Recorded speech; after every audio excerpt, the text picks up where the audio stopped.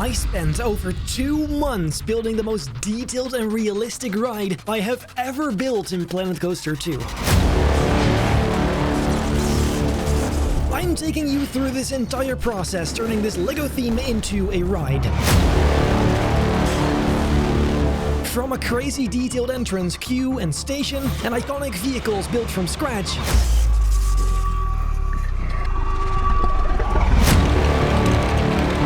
to moving rock monsters, ride effects, a custom story, and even a pre-show experience.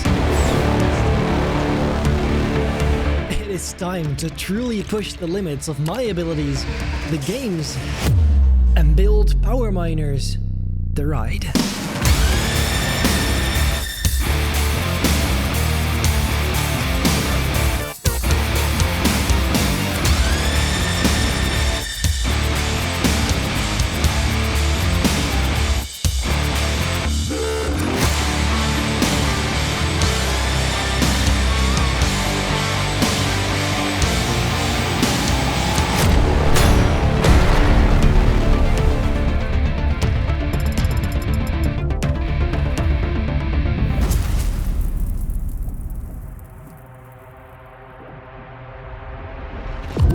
A ton of ground to cover today, so I thought why not split this video up into different parts and chapters. That will hopefully ensure both this video and the project as a whole will be a streamlined experience. So really, let's just get straight into it. So the coaster layout I'm using is a modified version of my coaster pit model. This video does not cover the creation of this layout, but later you will get an overview and POV explaining what my ideas are. First, however, the queue and station.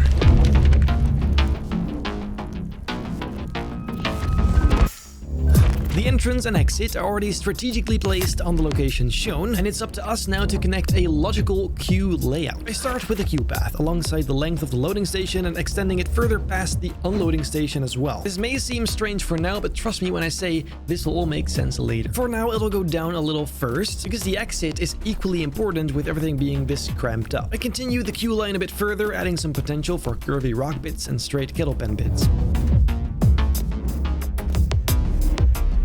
Not only that, I also added a priority pass queue for that extra bit of realism, because this ride is going to be quite a bit more realistic than my previous ones. The fast pass queue mostly sits right by the main one, but it does have a little shortcut instead at the beginning. I also joined at the squared off section because later this will be a pre-show sort of elevator that supposedly takes you down into the ground. And I also made sure to add some railings for convenience, at least while building this. I popped in some additional pens as an extended queue, ending in the front, and that will be the entrance. It all looks kind of strange right now, but I had tons of cool ideas that gave me hope, and with this crucial step out of the way, we can finally start building some actually nice stuff. Let the epicness commence. This station, ladies and gentlemen, is a beautiful way to start a project like this, so let's do exactly that. This is going to be pretty dark, actually. And using some of these walls, let's see if we can create a kind of building around it. Starting right here with something like this. In an area the coaster can go straight through, and the other side the same thing then. Now I do have an idea already, and that starts with taking out this wall right here, and instead grabbing some rocks and making a rock wall on the backdrop. That could be pretty cool. You may be thinking, what the hell are you doing? But trust me when I say it's all going to make sense later. Here you go. That's pretty good. Using the Viking fence as well for some smaller rocks. I don't want to have to put them in individually. This is a hell of a lot faster and nicer looking in general. Here, just filling up that whole edge with some smaller rocks on the floor. And you probably already know what's gonna happen with all this. We can go and add some nets holding those back. I think that could be really cool eventually, especially when it's dark. Oh, hell yes. Yeah, I like that. And so now we'll actually go and make some pretty big decisions. The Power Miners theme has a very distinct look. If you're unfamiliar, the most recognizable features are the colors bright orange and lime green. It's quite unusual, but it is what sets these apart from the more standard yellow or gray construction wear colors. Additionally, the white and black striped patterns are common, the miners themselves have blue clothing, and many almost futuristic robotic elements like claws, drills, and rotary blades are a big thing. At the end of the day though, the colors are still the most important. And so now it's time for us to determine which colors exactly they'll be. For example, the lime green. Let's see if we can replicate that like this. Maybe it shouldn't be too bright or too intense. I'm thinking that right there could be the sweet spot. The piece I'm building right now is of course very recognizable as power miners, and you can expect to see this quite a bit throughout this video. And generally, I can already tell the aquatic theme most of all is going to be really useful for this theme. Anyway, look at this. That is power miners right there. So if I then just place that down somewhere on the back here, since nobody's going to be walking there anyway, just right there maybe, and then a whole row of them, 2, 3, 4, 5 maybe. And this is fun and all, but I am kind of getting ahead of myself. Let's first do the important bits. With important bits, I of course mean making sure the whole facility is closed off. All the floors are in place, all the walls are in place, and generally build the main shaping of the station building. Once this step is complete, we can start decorating and making it look sleek.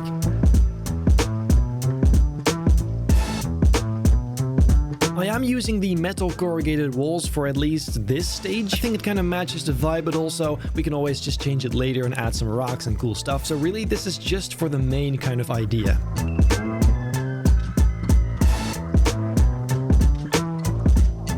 Since the loading and unloading stations aren't quite lined up though, this of course creates some awkward angles that I think I managed. I'm pretty sure this will make for a nice base to go off of.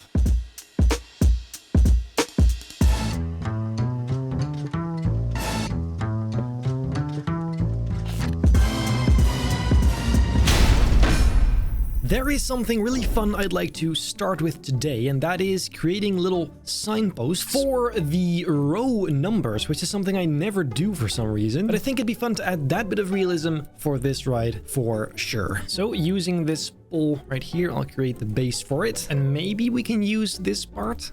It kind of fits. We'll then go and type row number 1, make that a bit smaller. We could give it that orange accent color since that matches the theme, or just combine them like so. That's pretty cool too. I'll also put a little light on there. There you go. So then let's copy over that bad boy to all the other rows and simply go and change all the numbers. See, that is pretty cool looking actually. I like that. And just to be sure, let's also put these on the floor. If you can't see those for some reason, you're a short king. There you go. I really think it's details like these that'll make this stand out compared to my previous rides. So let's make sure all these realistic elements are in here. But first, let me just cover up these ugly fences. I really wish we could change the color for those. It's kind of unfortunate. But I think a simple design like this one actually works just fine too. Looks pretty nice. Just make sure every single gate is covered with them. And then in between we can add fences. But first I need to get rid of these fences, because at least in the station we don't need them. Instead I'll be using the metal bar fences. And those just perfectly connect to the sides here like so. Same thing right here then, same fence designs, and I just know this looks so much better than the default ones. Then I'm erasing the curbs as well, and there you go. That's so much cleaner. Although I'm not gonna lie, I think for that front ridge, this might be better.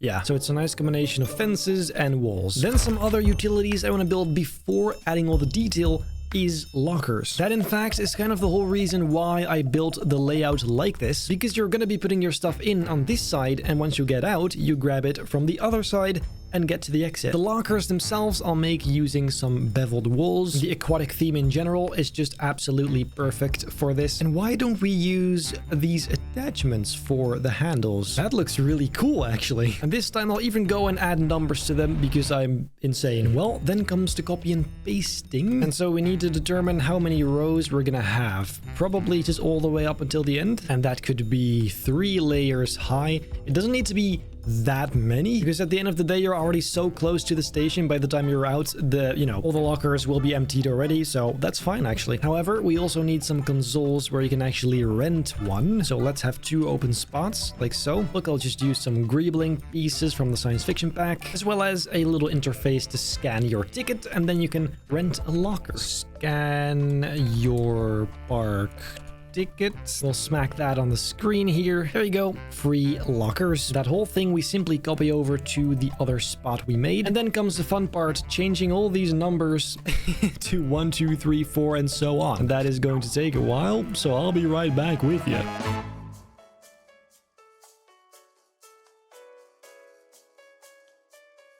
Five hours later. Oh my god, I did it. And not only did I do this, I also made sure on the other side, the numbers actually match. Because when I flip this around, the numbers on this side obviously end up on the other side, on the back. However, now I made sure 201 on the other side is still 201. What is wrong with me? I don't know, moving on. Another thing that is completely unnecessary but kind of cool to have is an emergency exit, which could be right here. Or in general, say you're here and you're like, actually, I don't want to go anymore. Then you can go through here. We'll go ahead and pick a nice industrial looking door. Here you go. And then the same thing on the other side. So it actually is kind of realistic. I'm pretty sure there's also exit signs. Here you go. I never used this before either, but that's kind of cool, isn't it? Also, this kind of needs a nice trim on top, doesn't it? Here you go. And then also some of these sports ones more, this time black ones. Perfect. Okay, then I think we need some door frames. This is looking very rough. Let's do that about this high. Same thing on the other side. And naturally, the final gap then has to be filled up. I'll then do a very similar thing down here by the stairway, just to make sure nothing looks weird and unfinished. Okay, pretty clean. Then I'll once again grab those same fences and use them to make sure people don't fall down this stairwell. Just like that. Then looking up, let's connect this to some big supports as well. Here you go, just in the center. And should we just do this?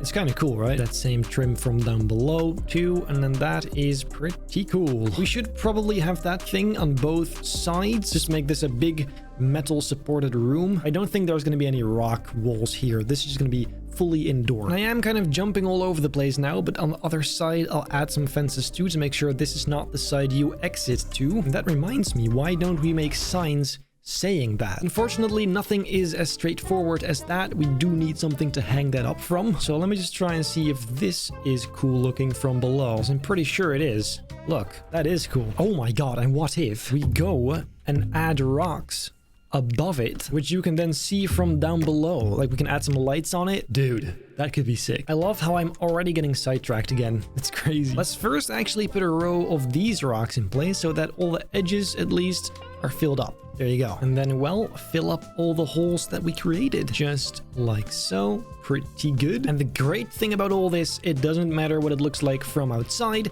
because this will all be surrounded by a giant show building. Meaning this will kind of be a dark ride if you think about it. It just also happens to be a pretty intense roller coaster. Using some lights, we can actually sell that effect, because right now it's pretty dark, but then I'll go ahead and add some hanging lights. The kind of industrial looking ones fits pretty much perfectly. And now that we're busy doing the ceiling anyway, may as well do the other side too. This time, however, with regular metal. And that should then pretty much make this an enclosed space. Let's have a look inside.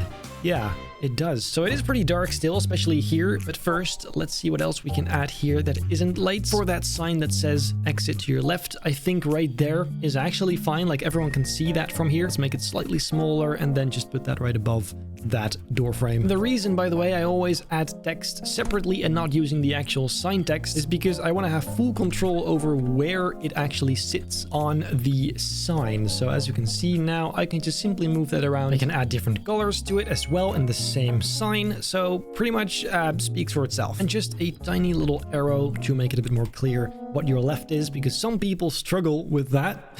And then I know I wasn't supposed to do this quite yet, but I can't wait to try if I put a light right here. Just on the side maybe, and then shining up onto those rocks. Or actually maybe like all the way in the corner here. Probably better. Is that nice? It's a little bit too bright maybe. And I mean, we can experiment with colors too. We can make that orangey or yellow. Not gonna lie, that's not as nice as I thought it would be. It's not terrible, but it's... I don't know. Anyway, what we do need then is some of these spotlights. Let's have a look. Probably on the wall here. Creating some nice light shining onto it. Okay, so... important question. Is this door too futuristic? Because I think it'd be really nice if this door, you know, closes this off from the station, right? I think that would be very cool. I mean, seeing as though it's very dark in here, I don't think you will even really notice that it's very futuristic. Let me just try this and see what happens. We can always delete it again. Look, that's all nice and tidied up. Then we just need a trigger to create trigger sequence, and probably right about here, because we don't want it to open once it stands still over there. That right there is going to open for probably like 4 seconds. And also important to realize is that the train's going to be empty when it goes through that. So it doesn't even really matter, but Yes, that is perfect. Okay, so it can definitely close earlier. I think like 2.8 is fine already. Let's just go ahead and test that out here. So it leaves, and there you go.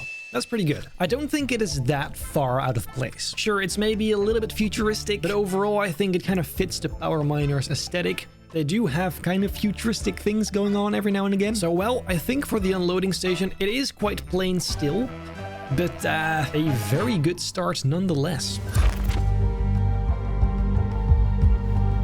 For the loading station, it's going to be a very similar thing, but this time incorporating a little more rocky areas. I began covering up the ceiling with large rocks and added loads of steel beams to support the whole structure.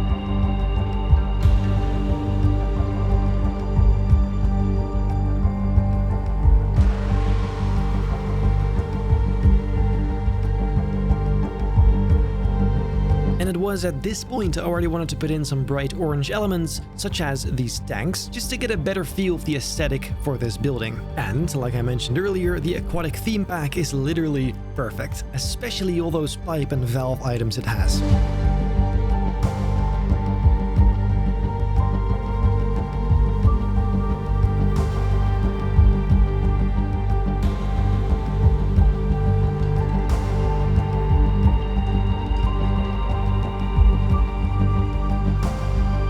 Shortly after, I started working on the operator booth, and I don't like how you can't change the location of this, since having this sit above the track in the middle would have been pretty cool, but it is what it is. I did base this particular design on the top of the Titanium Commander rig set, as I felt like that section right there could fit beautifully. I mean, overall, it's really just the colors that sell the final look. The green, white, and black immediately makes for that exact Power Miner style. I even added some quick details on the inside, even though you'll never really see this. But after all that, I moved on to some backdrop filler with these ramps and stairs.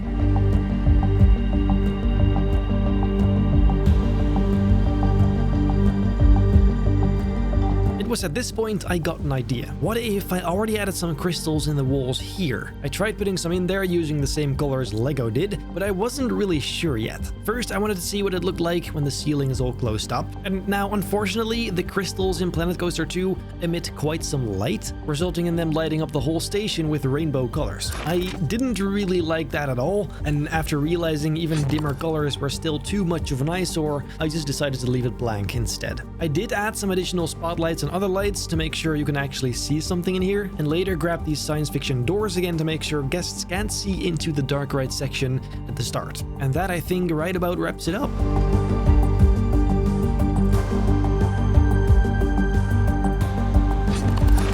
Okay, so guys, the majority of the station is now finished, apart from some little areas like this. I'd like to build that mech kind of set over here, but since I'm going to be building all the vehicles in one single chapter, I'll wait for them. Other than that, I do think this looks really quite nice, and so does, of course, this room.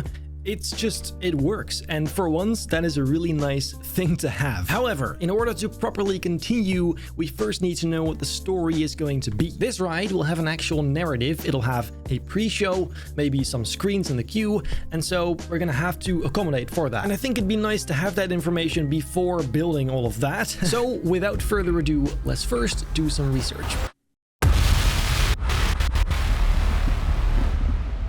Just so you can understand the whole story of Power Miners, if you don't already know, let me first just introduce you to the theme, the story, and then later we can build upon that. Power Miners is a fan-favorite LEGO theme that appeared on shelves in 2008 and concluded in 2010, and actually has quite a fun story to it. After a series of earthquakes began rattling LEGO City, the government assembled a specialized underground task force to uncover the cause. That team became known as the Power Miners, a crew of experts with distinct skills, led by key members Doc, Rex, Duke, and Brains. Equipped with high-tech machinery, including the iconic Thunder Drill, they burrowed deep beneath the surface, and there they discovered a new powerful resource, energy-rich crystals capable of fueling their entire operation. However, the deeper they went, the clearer it became they weren't alone. Hidden in the depths were rock monsters. Creatures that feed on these crystals and grow stronger because of them. Some were small, others were bigger, and on top stood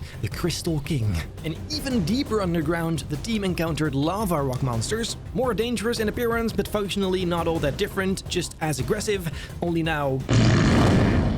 In the end, they collect all the crystals and defeat the rock monsters.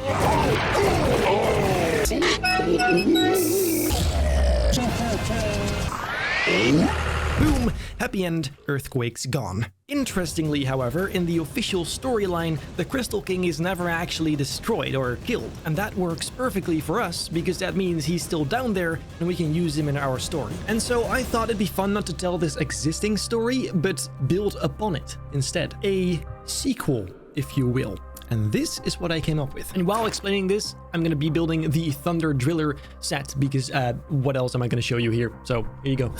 Recent scans indicate a sudden growth in rock monster population deep down in the ground. And even though it isn't causing earthquakes this time, there's a serious threat of the Crystal King seeking revenge and building an army of rock monsters to invade the Earth's surface. The question is, how is this possible? Since all the crystals are supposedly gone now, how are they still growing and multiplying? This is something you as a rider discover throughout the experience, but since we are the creators of the ride, here is the punchline. Apparently, there is something the team overlooked previously, really deep down into the earth, the home of the rock monsters, where the mother crystal is. The biggest and most powerful crystal that sits unscathed and is giving the rock monsters power beyond imagination. It's the ride's guest's mission to be trained as a power miner, travel back down into the earth, find the mother crystal, and destroy it. Because of course, nobody should have that kind of power.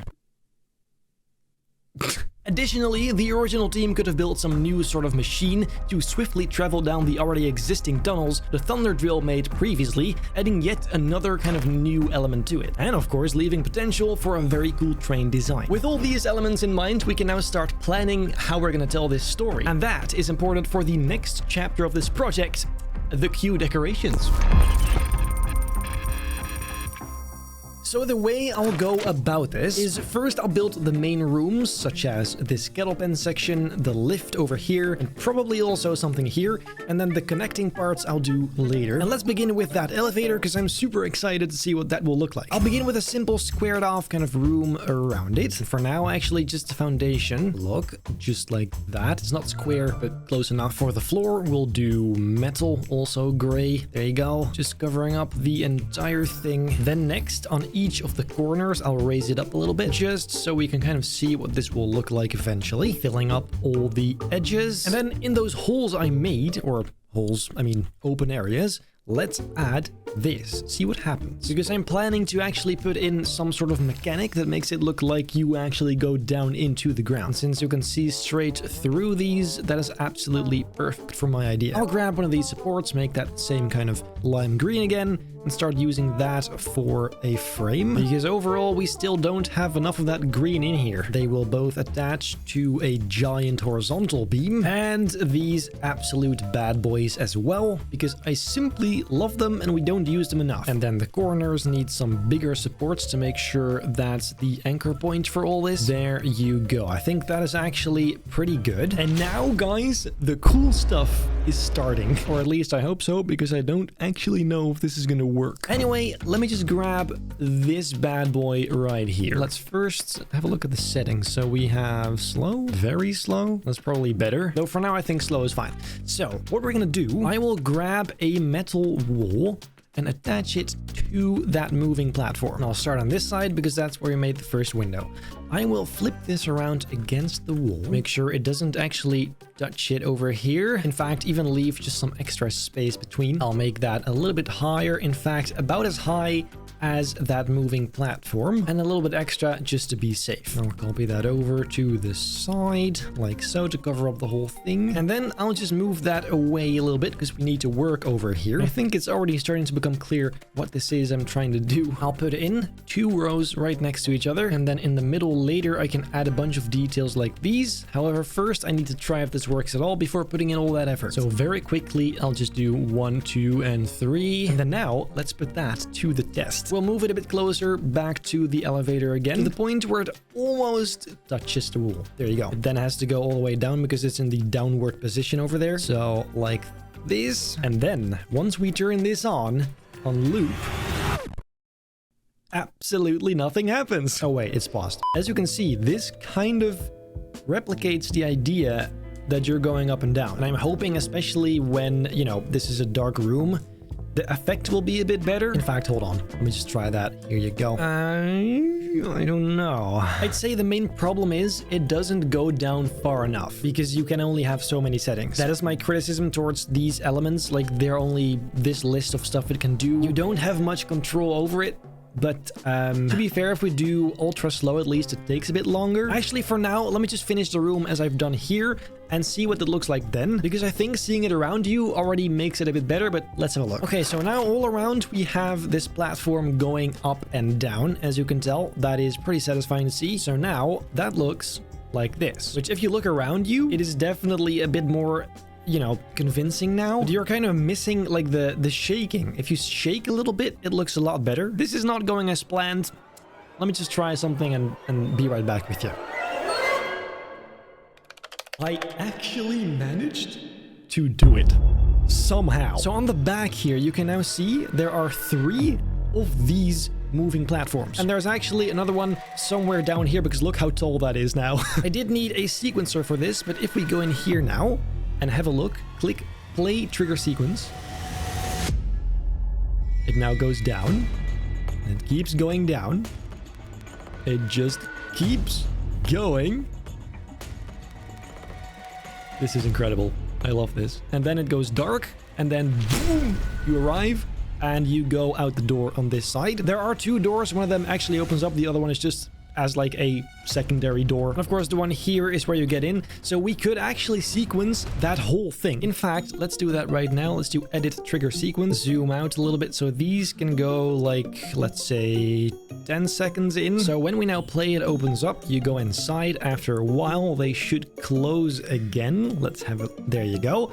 And then we go down. There should probably be some more time in between that though. Here you go. Pretty good. And then at the very end, we need another one of these back doors opening. And that has to be somewhere in the middle where it supposedly arrived. I think right about there. Let's just play it and see if that's actually correct. So here it arrives. And then boom, the doors open. And by the time they close, you see the lights again. So that's actually perfect. Though it could be maybe a second more like this. Okay, so that is the sequence. Of course, in here, I'll also add a screen. Probably this one right here. Let's attach that to the wall. And I'd say basically one on each side. So that supposedly when all this is filled with guests, everyone can see the screens. And yes, for this, I'll actually make a video of me or something explaining to the guests what they're about to do. They're going inside a mine or like a cave. They have to do this and that. And by the time I'm finished talking, the doors open and they move on. So, insane. What am I doing? Anyway, what's important right now is making sure that these railings are gone, at least for the regular queue, and then the priority queue can stay, so that now I can simply go and add my own fences to this, because I like these metal bar fences much, much more. Here you go. Much better. So now even within the pre-show, the priority pass people and the regular guests are separated. And even on the outside, these fences now are perfectly cut off, which is that's crazy. Then for lights, because it is very dark in here, let's add some of these bad boys. I think that actually looks very atmospheric. Same thing on the opposite side. Oh my god, and what if by the time the elevator arrives, we make it green? Is that how that works? Let's have a look. Why is it off? Okay. That is incredible. Look what I did. If I now play the trigger, it goes on red. Those doors open any second. There you go. People come in. Let me just skip time real quick. This is going to take a while. The lift goes down. Once it arrives, the thing goes on green, starts blinking, and the doors open. Is that not lovely? Anyway, let's make these lights up top a bit bluish. I think that's a cooler vibe. Here you go. That definitely is. And finally, I could also add some of these wall lights by these poles, because I think that could have a pretty sweet effect too. Some final orangey accent lights. And now if I turn the lights off, that right there looks like this. And I I love it. I love this. It could use some more detail on the walls maybe, like here. But besides that, like this, that. Okay, so now for the whole sequence. We wait here for the doors to open, which they will. We move our way inside. Of course, the video isn't done yet, but that doesn't really matter for now. The doors should close any second. Then, we go down. There you go. Just worried there for a sec. Then we just have to wait for it to reach the bottom while my face is playing there at some point, which we're probably gonna do later. But it arrives. Then the button should start blinking. There you go, the light. And we continue. And that is the pre-show. Honestly, I don't know what I expected this project to reach. But it wasn't this. But here we are. Who's complaining? Not me. The next thing I realized would be cool is adding a window to the elevator ceiling as well, since the mechanism is already in place anyway. This means after putting in that same grill piece and some doors that can open and close at will, I had to make sure the entire thing above is enclosed. And of course make a big elevator shaft around it to hide the mechanics from the outside world. Of course, this does result in a massive tower at the top, but I'm confident we can later turn that into something decent looking related to the theme. The final look of this on the inside is simply too cool not to do it, so this is where we're sacrificing some realism. In real life, they'd likely use screens, and upon realizing this, I wanted to try something out. What I did is I shoved a screen right above the grill piece we put down, facing down. I then proceeded to make a screen capture looking up into the shaft we just made earlier, and wait until it's all the way up. Next, I loaded this footage into my editing software and cut out the beginning and end to make sure it seems like it stops at the very top. This clip I rendered out as a web and video file, loaded that into Planet Coaster, and put it inside the screen. Now this is what they do in real life. If I were to replace the side panels with screens as well, that could mean the big tower and the mechanism inside could be removed altogether. The only problem would be the perspective of the video ceiling is a bit off, of course, that is to be expected. And so instead I made the screen a secondary option. It's a cool gimmick I just wanted to try, because seeing that shaft above you in proper 3D is truly insane looking. I love that. So well, I guess it's just a cool technique I wanted to show you guys. Anyway, I won't cover all of the creation of the rest of the queue, but I'll highlight some parts. This video is going to be long enough as it is. I started by adding some base walls around the kettle pen sections for layout purposes, and then moved on to the sections in between. The bit you see me building here is the classic cave or tunnel kind of style. Practically just a swirly path surrounded by tons of rocks and some lights to be able to see where you're going.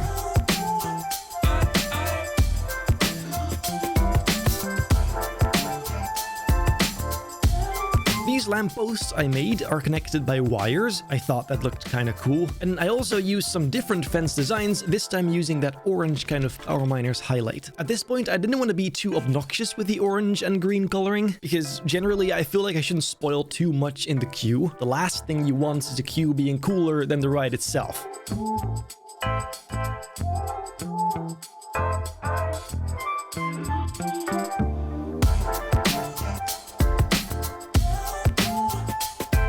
After this tunnel, I moved on to the little room in front of the pre-show and started with the metal ceiling. I also immediately put in some lights to make sure we know how much of the scenery will be visible at all, and then proceeded to put some support beams in place, which is going to be a big thing throughout this whole queue and ride.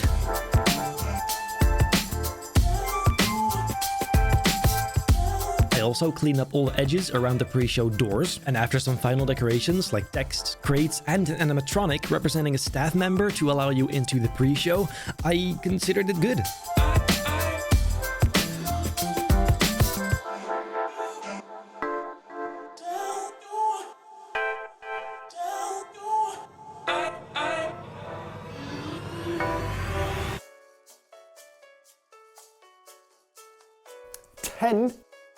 Bloody hours later.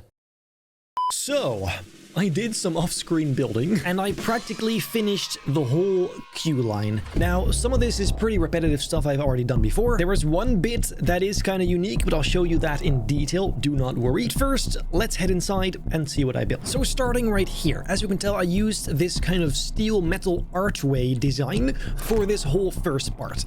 And I do think it looks kind of cool. It's got that typical power miner vibe to it, and I'm very happy with that. Now, the right side is the regular queue. That's the fast pass queue, so we'll take the regular one. This actually is a shortcut to that first scuttle pen, but the regular one actually goes around it a little bit, so there's an emergency exit, which, yes, they work. But let's continue down this path over here into that first kettle pen. Now this one is pretty simple because it's kind of more of an extended queue. As you can tell, this whole part is not even being used. That's why there's some ropes here. But we're just going to skip this whole part because it is not really relevant right now. Then we enter the part you have already seen before. So let's quickly sprint through it because we have no time to waste. Then of course we're here. Let me quickly skip the pre-show area. That brings us right here. And this is just a kind of the same vibe again. There's not too much variety, but well, that's the fast pass queue right there. And then the regular queue this way. There are some of these in-between sections that maybe later could have some more detail, but for now I think it's perfectly fine. But this room, this is kind of cool, and it's not completely finished either. So as you can see, there's a bunch of junk. There's an AC unit, these kind of shelf units, which I think look very cool. Bunch of pickaxes because it's still supposed to be power miners. Some boxes. I really like this design. It's pretty simple, but still I think it's very effective. And then here is same thing. Some dynamite up there. You can barely tell, but there's dynamite up there. And some more junk. However, if we move on, you can tell this is quite cool looking. Now there's a screen right there for some more pre-show elements later. Same goes for that screen and the screens over here. All of those are placeholders. However, in the middle here, there's of course a sort of centerpiece. And what I like to do later is turn this into a sort of hologram where we can add the mother crystal design. However, naturally, since I don't know what the mother crystal is going to look like yet, I'm waiting to build this. It is going to be spinning very slowly as kind of a thing to look at while you're in the queue here still. So, yeah, a bunch of computers here, a bunch of buttons and cool tanks and pipes. And other than that, it's nothing too wild, but I do think it's kind of a cool looking room. So yeah, holy yap. Let's move on. So here, it's more of the same. This is just a very simple tunnel. This is just simple. And well, then you're heading to the station. So if we go up here, you'll notice we end up exactly where we stopped building the station. So that is pretty much the full queue then. Now, as you've seen, there are also emergency exits all throughout. I said they actually work. They don't technically really work because it's not a mechanic that this game has. However, they do have paths, and those paths actually lead to a sort of in-between tunnel bit that leads to all the other ones and the exit. So the one you've just seen here also leads to, let me show you this one right here, which goes to this room. So say you need to get out quickly, you can just go through that and end up at the exit very quickly. There will also be one right over here that leads somewhere to the entrance, I guess. And then near the exit of the ride is also a staff-only area, which isn't really an emergency exit, but you can enter that, and that leads you to some more tunnels, which have various entrances. So here, this is also a staff-only door over there just by the fast pass queue. And a bit further down is, of course, the staff entrance to the operator booth. So it actually is all connected, which I think is a part of realism we never really had before, but it's very cool that we have it now. And it's definitely another thing that makes this stand out against my other creations. So, well, that yap session out of the way, that means the queue is now pretty much finished, and there's only one big thing that still remains for part 1 of this video, and that is the entrance. This is so cool, though. I really like it.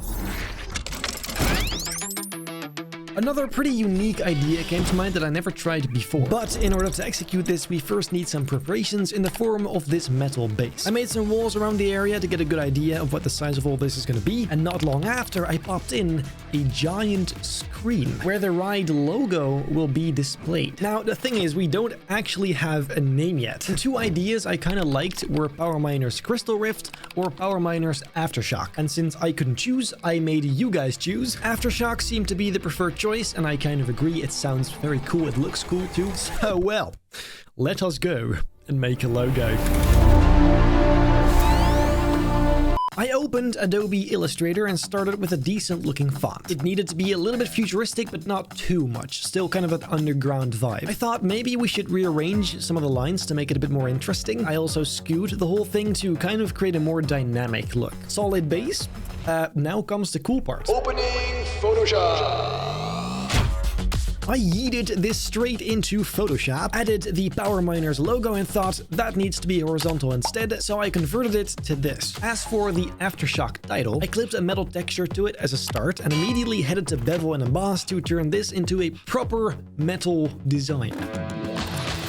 I even went as far as to add a gradient with an additional bevel for extra depth.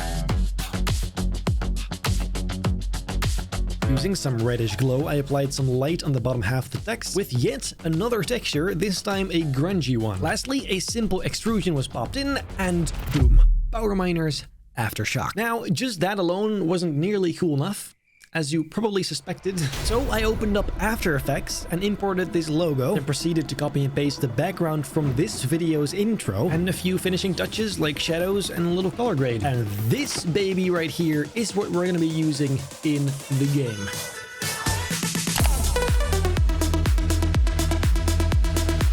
Once loaded, the clip looked like this. Pretty damn cool, and I couldn't wait to get to the next step. Using tons of rocks, I created a sort of arch-like shape around this screen. The idea is that the screen becomes part of the rock formation.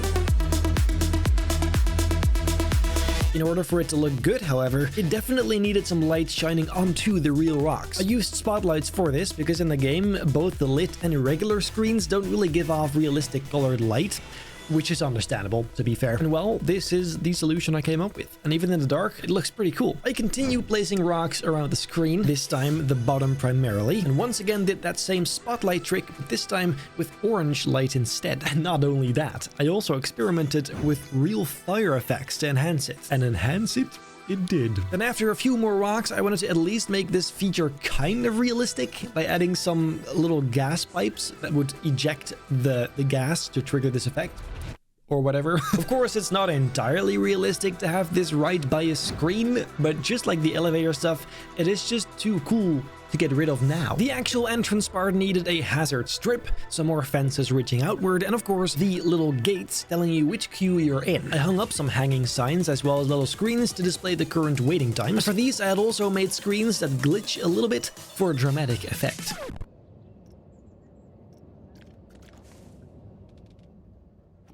And then I cooked up an information sign. I loaded this bad boy into the game and placed it via a screen onto a pole like so. Simple, but incredibly effective. And most of all, realistic. Now came the final decorations. I added some pickaxes lying around, some crates in various colors that match the Lego sets, kind of. I also extended the path by quite a bit, and I grabbed this banger of a piece we made earlier, of course, properly embracing the Power Miners aesthetic now. I built a little structure very loosely based on the titanium command rig again. You can tell by those green supports, the little railings, ladders, and most importantly, the crane I was about to put together. I really went for accuracy on this one, trying to put in all the aspects that make up the design, and I think I did a pretty good job. And generally, I'd say it's very promising for the next chapters, where we're going to be building a bunch of these machines and vehicles.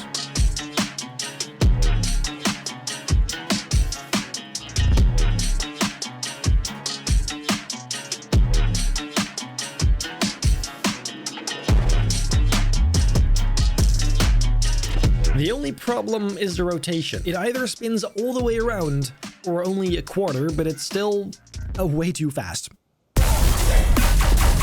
I guess it's a fun feature, but it looks a bit goofy, so I think I'll simply keep it deactivated for now. Then finally, I did want that orange touch here and there. So I also recreated those orange exhaust kind of elements that we saw on the command rig. And well, since in the set there's fire coming out of them, can't hurt to do that here as well. Every 10 seconds or so, it fires a burst of flames, which I think looks super cool. And as for the other side, which now feels kind of empty, I may add some vehicle or mech later. But you know it, the vehicle creation is a whole chapter on its own today. I do think it looks very cool already, like this is definitely a grand entrance. And I did almost forget the measuring pole thing, but I still built that off screen just now. So here it is, not to worry. And I'm pretty sure that wraps up the whole entrance experience, right?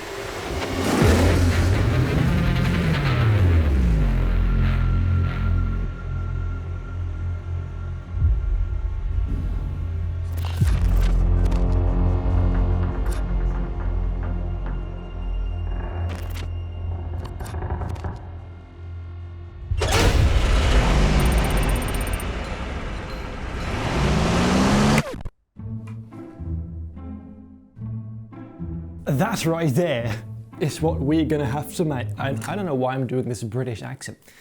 Anyway, let's get to it. For the occasion, we're heading to our construction hangar, because this is where we're going to be building these monstrous machines. A broad collection of materials is laid out for us to have a proper idea of the possibilities we've got, so let's get ready and build.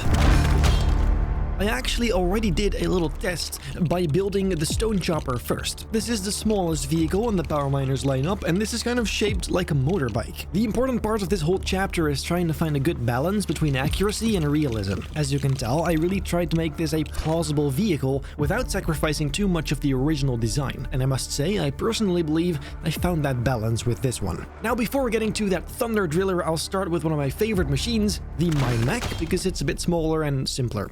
Let's get straight to it. So guys, I just realized I've played this game for over 1,000 hours. Diabolical. Anyway, so what we're gonna do is build the mine mech. I have mine right here. Of course, since I'm using a green screen, it's gonna look a bit strange, but you get the idea. I'll begin with the body, so let's have a look over here. I think this piece right here is kind of cool to use in general for these machines. So I'll start with something like this as that underside of its body. And also I will need one of these to see how big it actually has to be. For example, that is already way too big. Now, the reason I'm doing this in a quite dark environment is because they will be sitting in a dark environment as well. So that way it's much easier to see what it will end up looking like in the ride. And already start adding some detail to this. I do feel like we should first get the main shape in, but I'm just too excited for this. And oh my god, this piece is perfect for the front because it already has the plate for the number 2 right there, which is pretty much exactly what we need. I'll finish that rounded shape using some of these signs. And some of these signs have the kind of corroded edges, which is perfect for this. The exact aesthetic we need, basically. Right there. Absolutely beautiful. For seats, I've been using this, and I think it actually works really well. I mean, that doesn't leave a lot of room for your legs, but attach the seat to the machine itself. Beautiful. We'll pop in a little screen over here that can just kind of sit in front of the driver. Look, and then maybe we just use one of these kind of pieces to make those arm attachments. Then a very similar thing for the legs, I reckon, like this. And I do really like the way these pieces look. I have no idea what that's supposed to be, but it looks sick, so let's do it. Then comes the fun part, which is that kind of canopy piece. For that, we obviously need this kind of design because I have no idea how else to do that. It's not going to look identical, I think. We can even put those little corner pieces in. Oh my god, that's perfect. Okay, so then that just continues all the way to the back and should be good. Oh, and then to finish that off, we grab one of those and we just pop this in.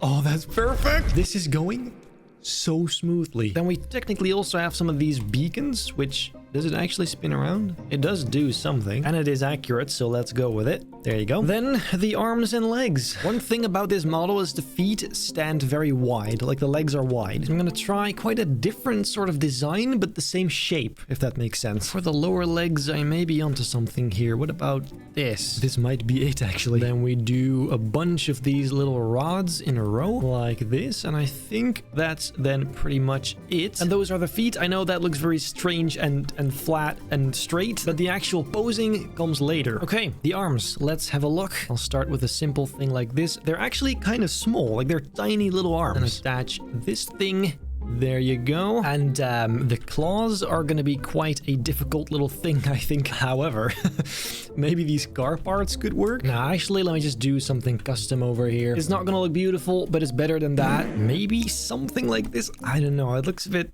strange, but it's by far the best I've done so far. So this is just where the game has its limitations. Let's put it like that. Then of course we need a rotating platform. Oh my god. This that's not great. You know what? For now we'll just leave it open and later we'll see if we even need that at all. And the other arm.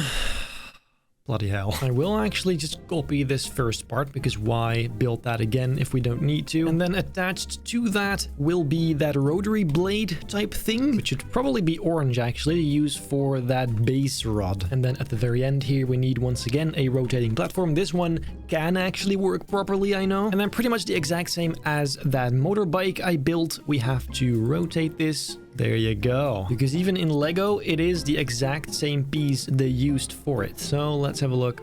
There you go. That's a lot easier than the other side. And then just like this, it actually spins around. That's fantastic. And I think that might actually be it. Now, please, let's pose it because this looks like this. I hate it. I will first make a backup just to be safe I don't ruin it somehow. And then this one is what we can do. We can do some cool stuff too. So first off, the legs, because that bothers me by far the most. First off, they have to be rotated outward a little bit, like so. Then the top of the leg has to be leaning forward quite a bit and then still be attached to that ball joint. And I just noticed the legs are way too long compared to the real one. Be right back with you.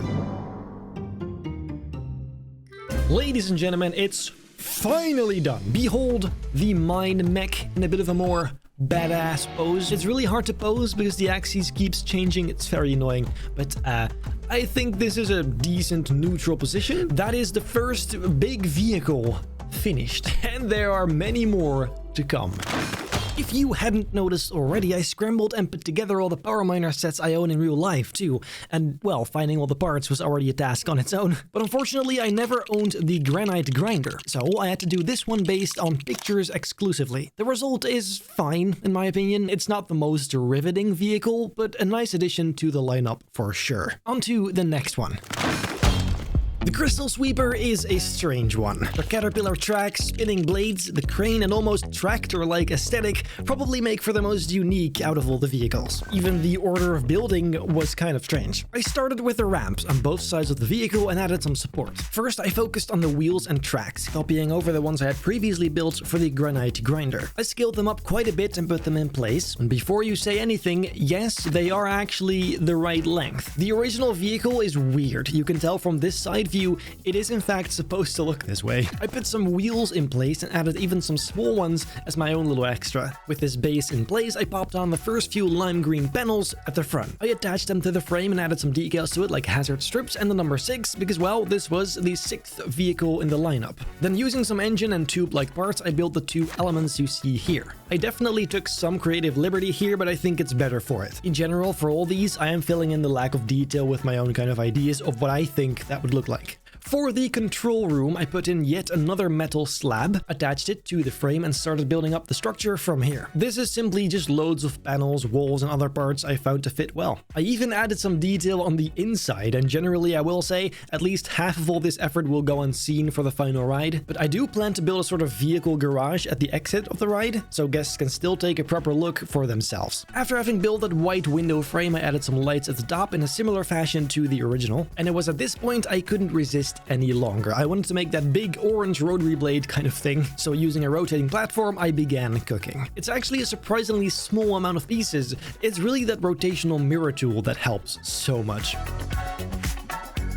Finally, using some larger and smaller gear pieces, I made this whole thing feel a little bit more believable, and they're actually almost identically placed compared to the original. All of that turned on looks like this. For that little motorbike though, I did do my own thing. I never liked the idea of a regular bike in this lineup, and I thought why not put the obviously superior stone chopper on here. It makes much more sense in my opinion, and it looks cooler too. I added the necessary parts to make it seem like this spot is reserved for it, and after some little crates and fire extinguishers, I copied over the crane we built earlier for the entrance. It's almost the same thing that we need here anyway, and some modifications will absolutely do the trick.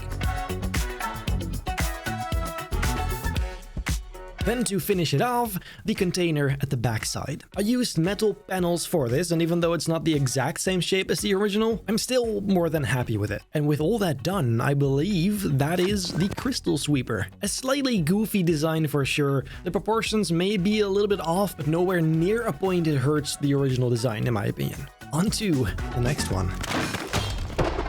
The Invisible Thunder Drill.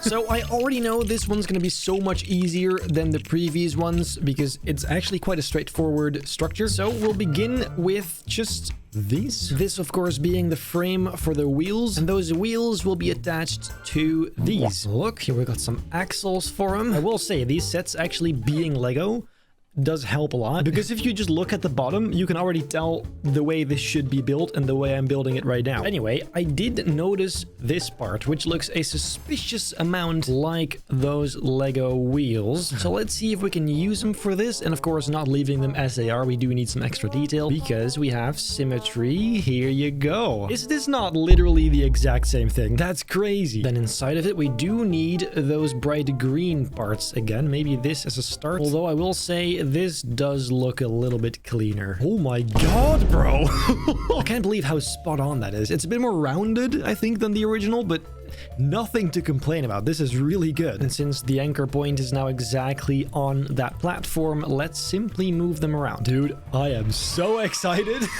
And I thought the mind mech was going well. For the bottom of the actual body then, let me use this piece. We'll put 2 of these on here to create the whole kind of base to then finish off the sides, because it does actually have to continue here without the bottom.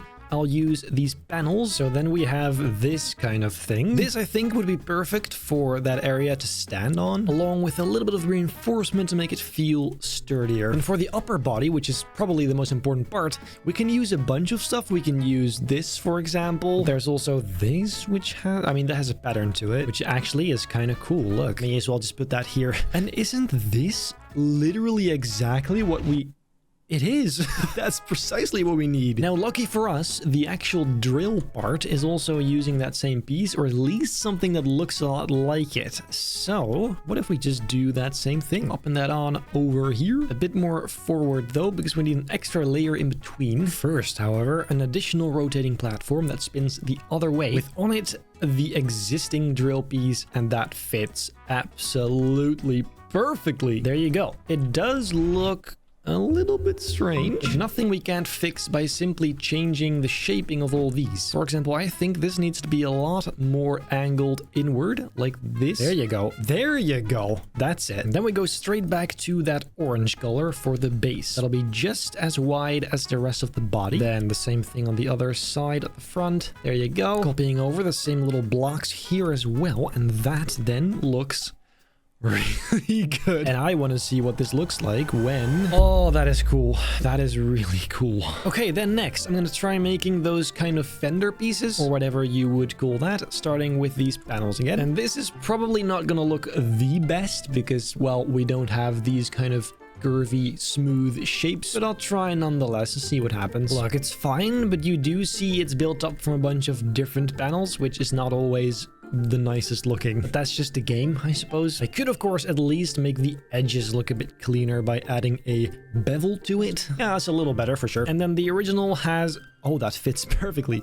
Has a hazard strip right about here. And, of course, the letter 5 on it, because this would be the 5th kind of vehicle in the line. Now, we gotta be realistic about this. It does have to be attached, obviously, so here you go. And then the same thing a bit further down here. We're making some good progress. The biggest parts are in, I assume. We do have some exhaust on the side. Let's add those as well. And I really love that we have these now, which is just so cool. That's exactly what we need. So let's do probably 2 of them, like this. It looks pretty sweet. Yes, like it. And seeing as though this is symmetrical anyway, I'm gonna first do one side and then later copy everything to the other. This right here is what those lights will be attached to. You'd think I would go for spotlights, but surprisingly, I think these actually look a bit more accurate. They have that kind of retro vibe, but still, they could be futuristic. Yes, pretty good. There also is a chain on it for no reason. I have no idea why, but since we do happen to have one in the game, let's just go with it. I am putting some extra gray and black details up here though, because I feel like without that it's a bit too green. And of course we shouldn't miss out on all the finer details. Here you go. It might be a bit random, but who cares? It looks cool and that's what it's all about. I think since we're basically almost done, I'll finish this quickly off screen and be right back with you, because this is taking way too long. So well, see you in just a sec. Okay, so guys, I may have made a very unique mistake. I might have made it too accurate. And I mean, like, to the Lego set. And so now it just kind of looks like a cartoon.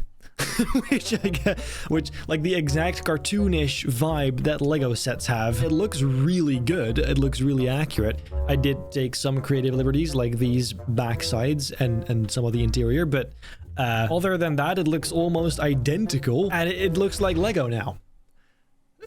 I will say though, guys, if you put this like right here, for example, the potential that this whole vibe has is insane. Dude, I've been looking at this for 5 minutes. It's Lego. It wasn't supposed... What?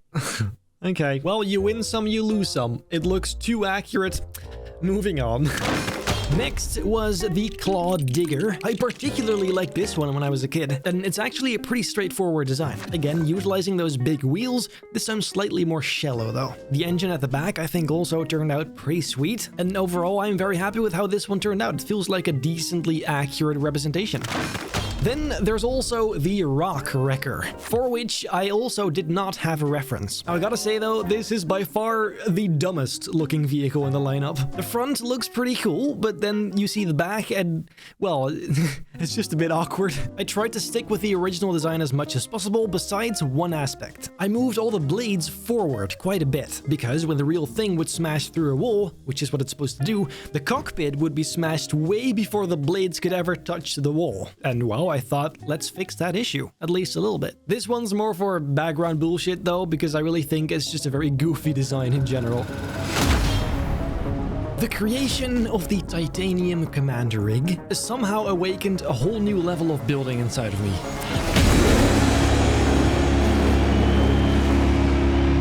I locked in for a whopping 8 hours to build this.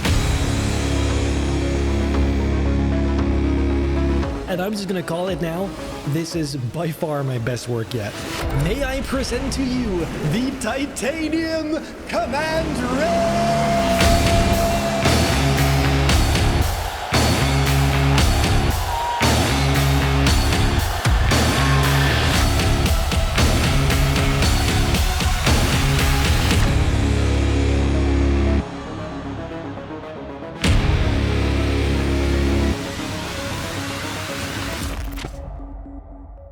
I didn't record the process for this because initially I thought, well, it's just going to be the same thing again. It surely can't be much better than the previous ones, but I couldn't have been more wrong. Now let me show you everything because there's quite a bit to it, and I don't want any of this effort to be wasted or go unseen because of how dark the actual ride will be.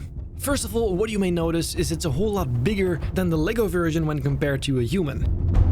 I made sure all the walkways, railings, and seats are adjusted to match this new scale, however, and I think in general it's the better for it. It looks imposing, almost terrifyingly big, exactly how in my opinion it should have always been. Those familiar with this Lego set I just know are curious to the function, and yes, it is possible to tilt the tower upwards. I won't actually have it move during the ride because, well, the quarter oscillate options are very limited. But it's nice to have at least those axis points so you can quickly and easily reposition. With it in the upwards position, let's take a look at the semi-interior section. Like the original, we have a bunch of seats with terminals in front of them and some additional junk lying around. The walkways connected lead to two ways. One is up these ladders onto the ramps in the front, and the opposite way would be alongside the base leading to the engine and control room. Some of these areas aren't actual real paths or proper walkways. I thought since this is an industrial vehicle rather than a recreational one, it's kinda cool. These are professionals after all who can easily navigate this monster. They'd walk past this cage, which could be taken out if need be, and just a tad further is the engine room and fuel tank area. All of this, I will say, is a huge creative liberty, because the real thing doesn't have any of this.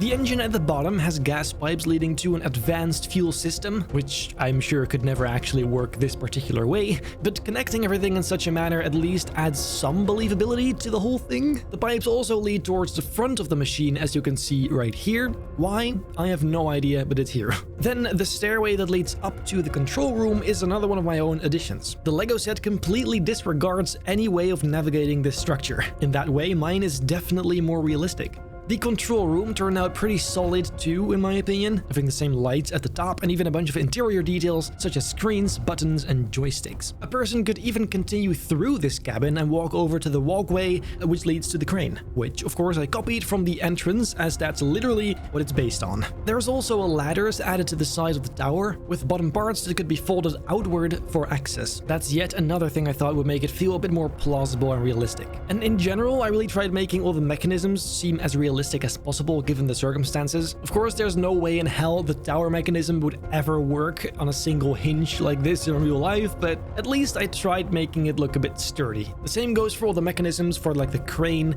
lifting up and down, lots of axles, tubes, and hinges. And I also really like the detail of lights in the front and back, bringing some life into it, some car elements. And generally, I'd say that's pretty much all of it. Finally then, here is the rig compared to other vehicles. It is absolutely ridiculous how big this is. I do absolutely love that though.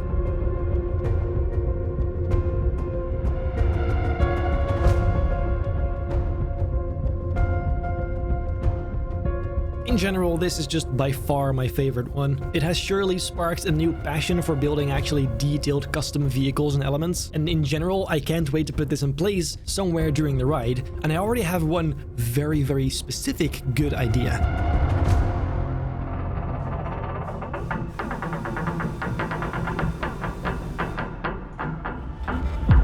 We've arrived at the point of this video where we actually begin working on the ride itself. As I mentioned earlier in this video, the roller coaster I'm using initially was the one built for my Coaster Pit series, where my subscribers decorated in their own way as a kind of contest. However, I did end up modifying it quite significantly to fit my ideas story-wise. And during the creation of everything so far, I started getting a ton of really cool ideas to kind of realize my storyline. And I'd like to quickly take you through the whole thing again, this time showing you the actual locations everything will be at. For context, upon entering the station, guests are already informed through the pre-show and screens of the following information. They are aware of what the Mother Crystal is and that they're being recruited for a team to go in and destroy it. They are aware of a new specialized vehicle that's been engineered specifically for this mission, with speed and gripping power being its main unique functions. Then finally, they already know the technical steps of this mission, which are the following, and please bear with me here. The previous team, who attempted to detonate the Mother Crystal, were ambushed by a large group of rock monsters. Despite the explosives being in place properly, they weren't able to detonate it without human casualties, due to the remote controls not having been installed yet. Instead, they abandoned their post and left all their equipment just sitting there, including the temporary manual detonation switch. And so, the rider has now been recruited for the next new team and is instructed to travel back down there and finish the job. In order to do so, you're being sent back down to the titanium command rig that was initially placed right by the Mother Crystal site to serve as a lookout point. Given the previous emergency situation, however, it was abandoned due to its slow operations and poor maneuverability. Riders are now to climb up to the top of the rig, locate the explosions down below, travel down there to detonate them, and escape as quickly as possible. This is where the specialized new vehicle comes in. The wheels are equipped with claw-like spikes, digging deep into the ground below, whether that be stone or metal. This allows for travel on steep surfaces and sometimes even upside down entirely. Then additionally, its speed is to ensure a swift escape once the explosives are set off, something the previous team was unable to do. So, considering all of that, the ride begins with a calm, dark ride section. This would be a large room or cave serving as a warehouse or garage. This is where the power miners assemble their machines and vehicles, as well as sorting and safely storing away the remaining batches of energy crystals. The riders are informed by their squad leader through onboard audio that they'll make their way to the Mother Crystal momentarily after getting this quick tour through their workshop. The ride then arrives at a lift hill and descends into the second large room of this ride. This, the riders are told, was the location the original team discovered the very first energy crystals, hence the extensive dig equipment and structures still in place. The ride continues through a short section of narrow caves. As the squad leader explains, they first have to make a quick stop to refuel, ensuring that upon escaping there is enough to make the trip back. So the ride shortly halts and some mechanism is being attached to the train to supposedly fill it up with fuel. The workers performing this action ask the riders to test the booster option to double check its functionality, and the train quickly boosts and comes to a stop. It works. Riders are now informed they're coming up on the rig, so be prepared. They slowly but steadily climb up using the new vehicle's superior grip strength, and once they reach the top, they halt as the mother crystal shines bright at the base of the huge cave they find themselves in. A quick countdown happens and the train dives down underneath the crystal, hits the switch and makes for a way out. The rest of the ride will then be tunnels and caves infested with rock monsters of various colors and sizes. And finally, towards the end of the ride, the Crystal King appears, but riders successfully evade it and arrive at the unloading station.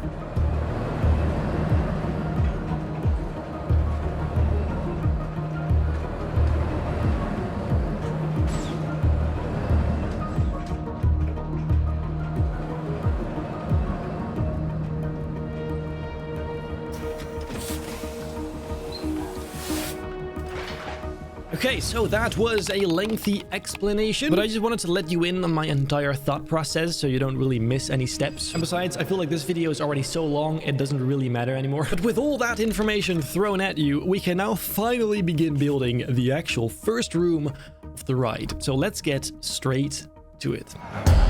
Do not spoil the first room for those waiting in the station. I added a second pair of doors that will be triggered upon the arrival of the train. Just a tiny little dark room before the crazy things start happening. After this, I immediately moved on to adding platforms. I put together a small little structure which I'd copy and paste in a half-circle shape. This would later become the main floor for the workshop and garage elements. Then, using additional walls, I closed up the entire thing, creating a very clear layout for what's to come. And to wrap up this step completely, I dug out the ground underneath and filled the whole thing up with rocks. And this may not be the final look, but for now it does give us a great starting point. Okay, so then let's decorate it. The very first thing I'd like to do is grab this bad boy, because I kind of just want to see if this vibe works at all. So say we put this right over here. For example, you can see it from the... That is pretty cool. Wait, so what if we put one right over here and then a second one that's being assembled right next to it? Look, we just put this on the floor right beside it with a bunch of these cogwheels. This whole thing could also be assembled as we speak. I don't know how, but we'll see in just a minute. And then we do have these guys, but the only color you can change is the blue of the jackets, which is sad. If at least the helmet's gonna be blue, then that would be good enough, I guess. But well, we can't. So I guess since they are mechanics, we could get away with it, maybe. They could just have slightly different costumes than the actual workers. But these two guys, for example, could be working on that part of the ride. And to make that effect even cooler, we could add some of these sparks as if he's welding something together. Look, just something like this. I do think that's kind of cool. A bit further down, we could have one laying on the ground, maybe. And he could then also be welding something. I don't know, it just kind of looks cool like that. And especially in the dark, you don't really notice it's not correct. Then probably some crates as well, because they need materials. And that I think just makes it feel slightly more believable. And you just know that 90% of this you're never actually gonna see during the ride. But I mean, we know it's here, and that has to count for something as well. So then I already know we're gonna need some lights, because, well, it's gonna be pretty dark in here. So let's go ahead and put some of those in place. Also gonna add a few thunder drillers over here, because they're stored in this area. Maybe 3 is a bit much though, but we'll see. That's kind of cool. And I think it'd be nice for now to know where the room ends. So let me just add some rocks at least. And for this room, the ceiling won't actually be rocks too. We're going to try and make that a bit more realistic by adding just a regular flat roof and just not putting any lights on it, so you don't really see that it isn't technically rock. I will also very quickly build some hangar areas, for example here. I'm pretty sure hangar is not the correct word, but you get what I mean. Just so I know the rocks shouldn't be placed in these areas. There you go, just something like that. And then, well, just some more rocks. Really, every 5 minutes I'm being reminded that this is in fact a Benji's Adventures project. The amount of rocks is unholy. Then right about here, yet another hangar area for the thunder drillers. Perfect. Why don't we already add that ceiling?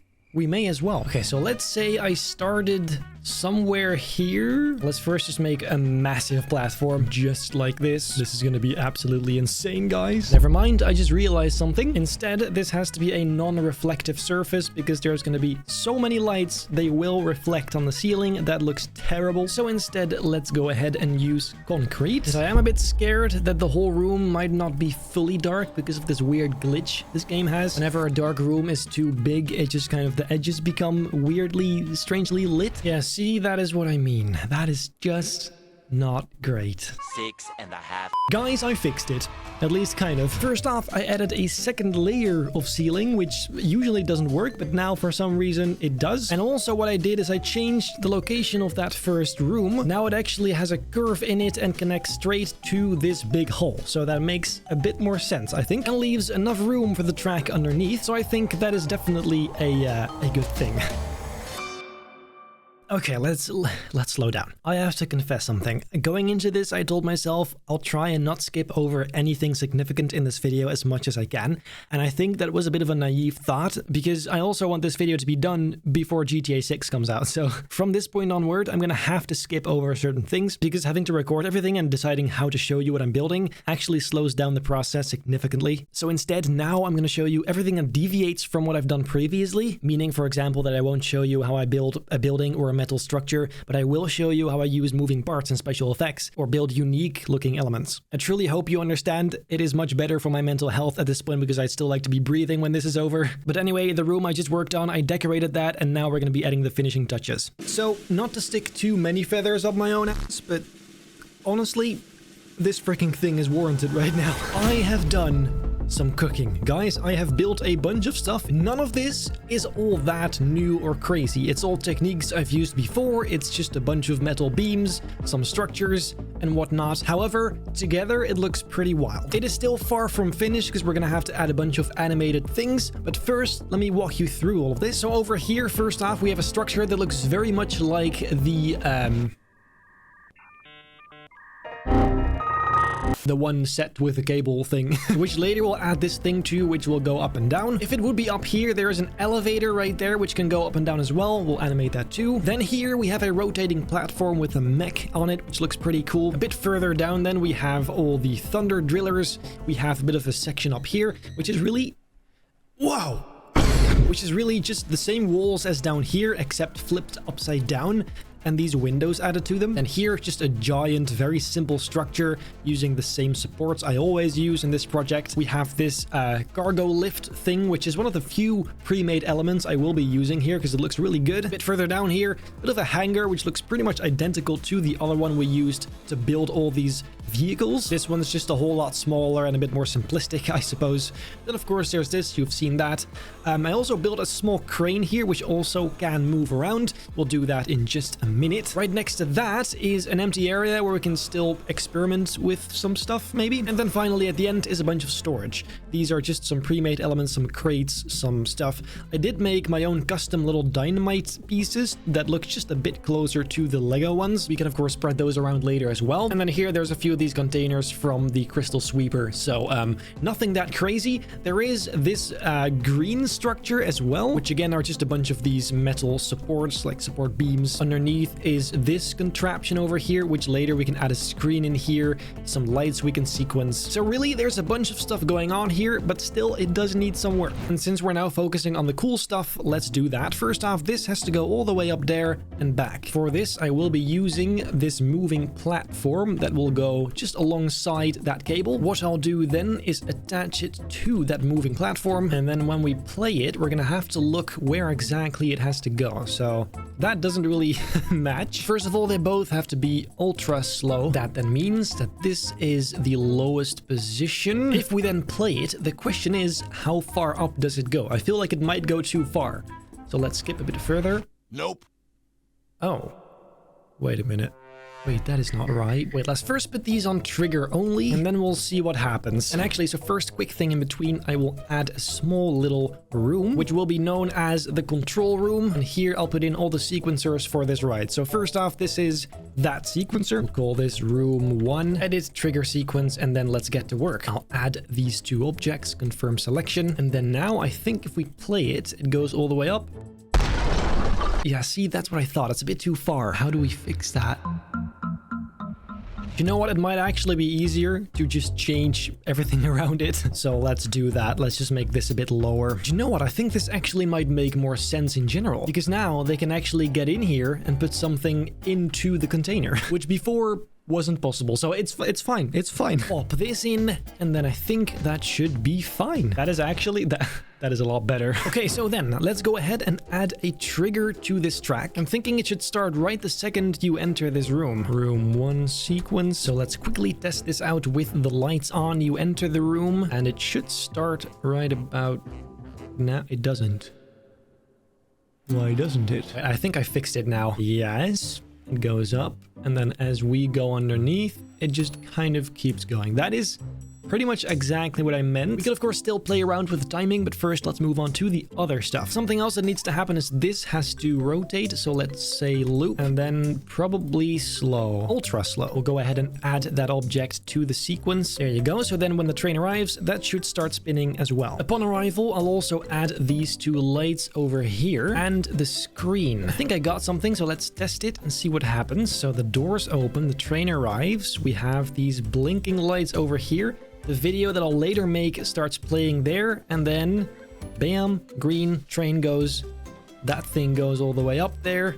That's still spinning, getting some shape, guys. Then I will also add these two that will activate right when the train is about here, I'd say. And not to forget the lift over here. Then I thought maybe here we can have a little scene where they're testing a new explosive, perhaps. Look, we'll just pop this in front of him. We'll have some other guys kind of standing around him like that. And then we'll put an explosion emitter right here somewhere. And then later at the end, we can add some sound effects, like for example, someone screaming fire in the hole or something. And then I think that is pretty much everything I have here. There's one thing I didn't show you though, and that is the fact that there is now an actual escape route as well. So as you know, here's the switch track to the maintenance bay. This whole piece of track would switch to the side, and then that would connect to this. And the train can just whoop, go onto the second track and move into that. But say something goes wrong and the train stalls here. You could get out right here on this ramp and walk down. This is a bit wonky because paths don't go this steep, but just ignore that. You walk down here, which is a completely walkable path, by the way. You can just walk up all of this stuff. So anyway, you go from there, you walk all the way underneath these tracks, up the ladder that is right here, or the staircase, I guess. Then you follow the emergency exit signs, which are on the floor. Just right here, and you just kind of follow those, and you end up in the same exit tunnels that I made earlier. So as you will be able to see in just a sec, here you just end up right behind the station. Or, well, I mean, this is the station, but you would walk all the way over here into these tunnels, and then you end up at the actual right exit. I think that is something pretty cool, and we need more of. And just to clear this up right now, this is important. I am not trying to make this ride realistic in the literal sense where it could be real. Obviously, this could never be real. What I do think is fun, though, to make it at least kind of believable. And I'm doing that by adding some realistic aspects. That still doesn't mean it's really functional, it really works in the same way a real ride would work, because this alone, I feel like, would be outrageously expensive for a real ride. And so I like to have a nice balance between insane cool things, but still having it at least sort of be based in reality, at least the laws of reality. And so that I just wanted to point out, because I have seen some comments complaining that some things I do are very unrealistic. I know, that's not the point. The whole idea of games like these is to go crazy, to not be restricted by the real life laws of physics and whatnot. So now that that's out there, let's move on. The majority of the first room I now considered finished at this stage, because we can always come back to it later and add little cherries on top. That means we can now move on to the following large sections. For the room where the crystals were first discovered, I naturally started with an unfathomable amount of rocks. This would be the first true cave section, and in order to make the audience feel as if they're actually in a cave, at the very least the vertical parts of this room must be covered with rock work. This is definitely where things start to get quite repetitive to build, and I definitely got bored pretty quickly, but thankfully at the end you always get this great feeling of accomplishment seeing it all come together. I topped that off with walls surrounding it and a flat ceiling, and well, that is pretty much the hard part done. You know what I'm gonna say.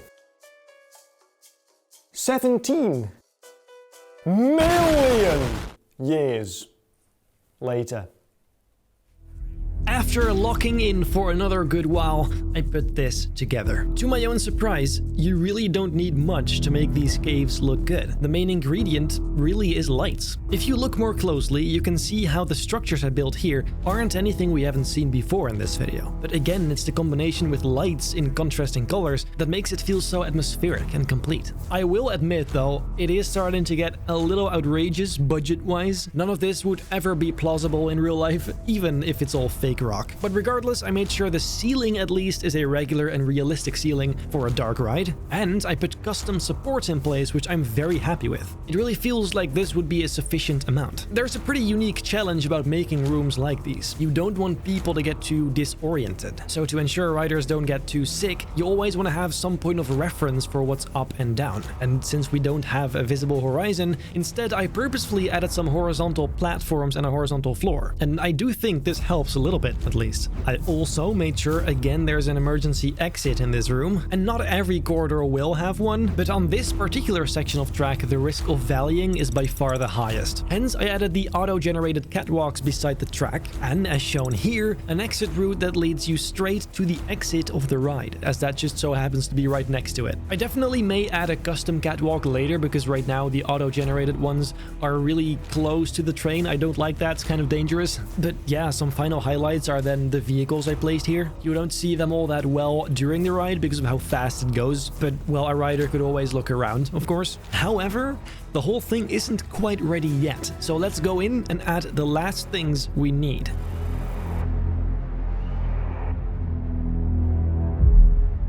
Dude, if this was like a real thing, like a real hole, that would have me moving like this.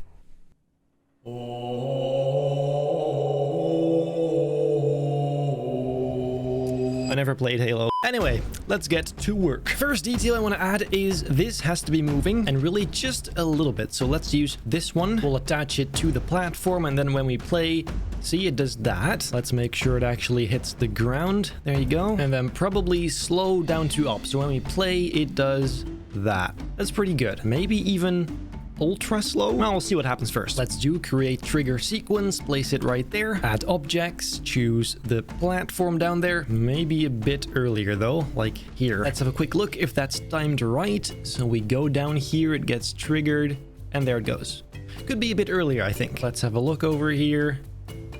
Yeah, that's better. Super tiny detail, but I think it's really cool nonetheless. Then next, I wanted to add some crystals. And I know that the original idea was that they got rid of all the crystals to make sure the rock monsters disappeared, but instead I'm changing that. They just brought it down to about 20% of the original occurrence, and that kept them at bay kind of vibe. So there's still some crystals, because we have to add some, right? Like we can't have a power miners ride with no crystals. So let's have a look. These, for example. I want to have just some small veins of crystals. So for example, let's say like right here, I'll make these the orange ones and simply push it in a little bit, nice and small, and then have some of those just peeking through the rock here. And some variety in there, maybe a few big ones in between as well. That just kind of, there you go. And then there's the massive ones. I do feel like that's a bit too much, so let's scale those down all the way. That does look the most like the original shape, so that's nice. Like this. Just a subtle amount, not too crazy. And we can do that just in a few places. I mean, obviously, they didn't want to completely eradicate their species, so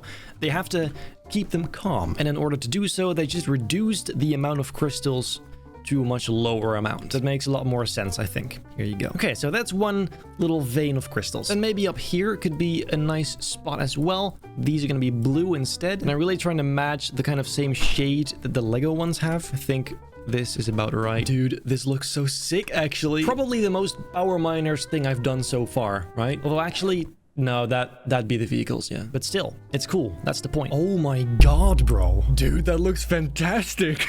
Now, the trick is to really not overdo it, because it's a fine line. Don't overdo it, Benjamin. I know this is exciting. I also need to find a good balance between mixing them, like having multiple colors at once. Because what you don't want to have is just only these veins, rather than have some of them mix a little bit. I think that may already be too much. Let me just kind of spread all of these around to different colors, and then I'll show you in just a sec.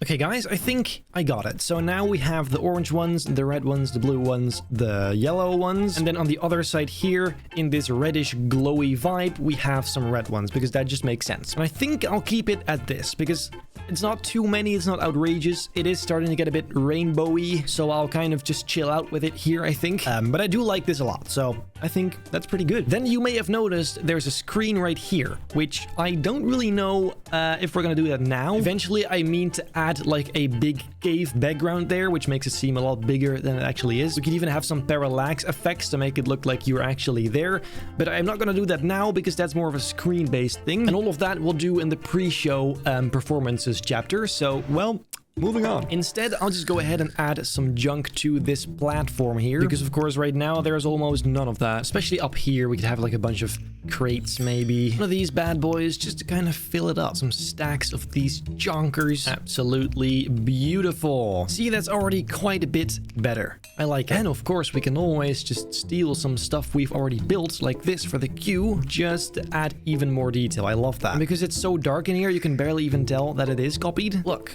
that's absolutely fine. And then I think finally there were just a few supports I hadn't done yet, which are this curve right here. So let's just take care of that right now. Basically, this exact same thing for every single one. And I already know it's going to look unsupported because in the dark you can barely tell these are here. But well, you as a viewer now know it is in fact supported. There you go. I'll just finish this up and be right back with you. Okay, there you go. That seems to be pretty much it. I don't want to spoil too much, but I'll show you at least this part now because otherwise that seems a bit lame. So you go down there. Like I said earlier, you don't see that much because of you go pretty fast through it, but I do think that seems pretty cool. The crystals here are a lot better. And then you go out and continue.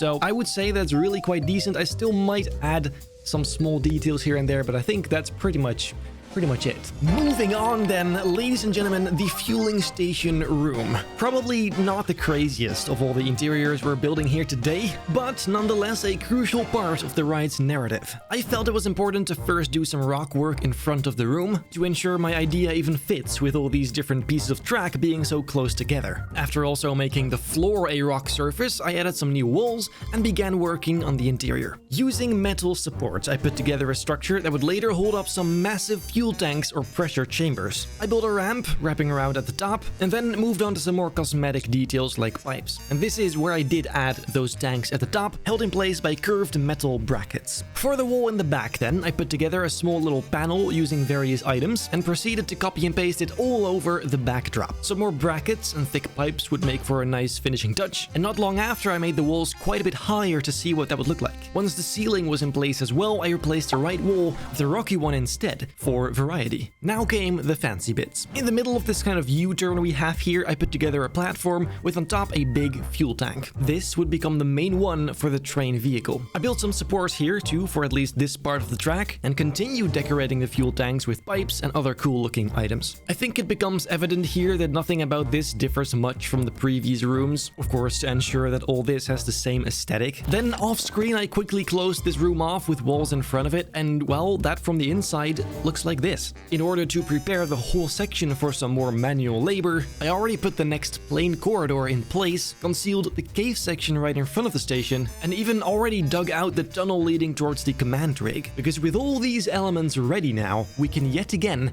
add the finishing touches and bring it to life. Okay, so there's a bit more to do in this room, because as you can tell, there are 0 lights in here. So let's get cooking. I'll start with a few lights on these supports, just a whole row of them. Then those same bluish spotlights. Let's see, we'll start right here and spreading some of them around to create a kind of ambient light without it becoming too bright, of course. Look, that is already a good start. Some of these little light poles on these ramps maybe, and that same thing even all the way up here, I think, so that you can really see how tall this room is. Here you go. We'll have some red lights just above these elevators here. Same thing on either side, and maybe even some light over here coming from below to shine upon those tanks. It could be pretty cool, like this. Some lights shining on the rocks over here. Pretty good. Yes. See, this is definitely getting some shape. Lights do so much. It baffles me every time. And you know what? Maybe even some good old hanging lights like these fits perfectly. I mean, maybe not here because that doesn't seem to fit. There you go.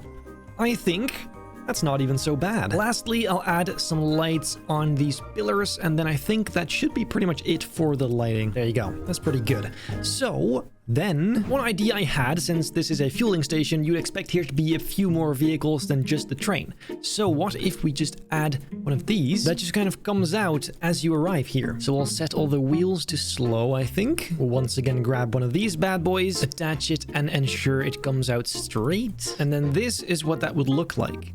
So it's a bit slow, but it kind of makes sense. Like, I think that's pretty good. I want that to go up until right there, I think. Then we'll create new trigger sequence at trigger. And I already know that has to be a whole lot earlier because it goes super slow like you've just seen. So I think right about here should be fine. Call that room 3 sequence. Then let's have a look. If we arrive, what that looks like. Wait, what? Oh, that is far too late. I guess even a whole lot earlier then, like right there maybe? To be fair, it does go pretty fast. Okay, so let's have a quick look again if it works. See, now it comes out. I would say that's still too late though. You know what, actually, let's make this medium instead. Now it has to be good. There you go. There, oh, that is perfect, yes! Now that is what I'm talking about. Then for the fueling mechanism. Originally, I wanted to have a system that kind of attaches to the train like this. So it comes out the side, then goes into the train, and then stays there and goes back. Now, these platforms don't have options to make them stay. They just immediately go back down. So then I came up with this little contraption. I have this trigger sequence here, which makes them move on different moments. And if you just focus on the end one here, if you play the trigger sequence, it goes, then it sort of stays there, and it stays there, and then it goes back. So that's kind of what I meant. It's just a really strange workaround you have to do to make that work, but here we are. So let me just quickly build something here that could then attach to that train. Look, something like this, not too bad. And then this tube is attached to that moving platform. So if I place that down, push it inward a little bit further, and then play the trigger sequence, here you go, it comes out. So we need to determine how far it comes out. I will also determine where they would have to attach without the train having to be here. So let me just put some of these discs in place, and then the train can just go and we can keep working. Then all we have to do is make that rod look a bit cooler, and I guess in general, just make it look like something could come out of it like that. The only sad part is it will still be moving at the end. I don't know why, but it's not completely still with this technique. But I mean, if that's the worst of it, at least we have something. So let me just copy these elements over to every single train or cart, and then just like this, it'll be fueling it, and then it will be retracted. Yeah, there you go. So that's the idea. So look, when the train arrives, it looks like it really does attach. And later, once we actually decorate the train, we can make these look like actual openings. I will then connect all of these items together to make it feel like one big thing. And then through these pipes down below, it goes from this tank to those, things. I don't even know. It's a bit of a creative liberty, guys. I'm gonna time this correctly now, and you'll see in just a sec. Okay, so as you can see, here comes the train. And the timing is pretty good, if I do say so myself. So it arrives, it stops immediately, bam, starts fueling. We can have some screens here saying how full it is, and then it goes. So it's pretty tight, but it does work. The final thing I'd like to do to make this even cooler is add some screens like I just said, and then pop a working TV screen in there too. In future, Benny will make a fuel meter, which is now magically appearing. Bam! There you go. There it is. Well then, let's go in here and do video, power miners, fuel meters. Okay, so here you go. That is the Octane logo, which I thought was fun because that's the in-universe fuel brand for Lego. But so as you can see, it's loading all the way up to 100%.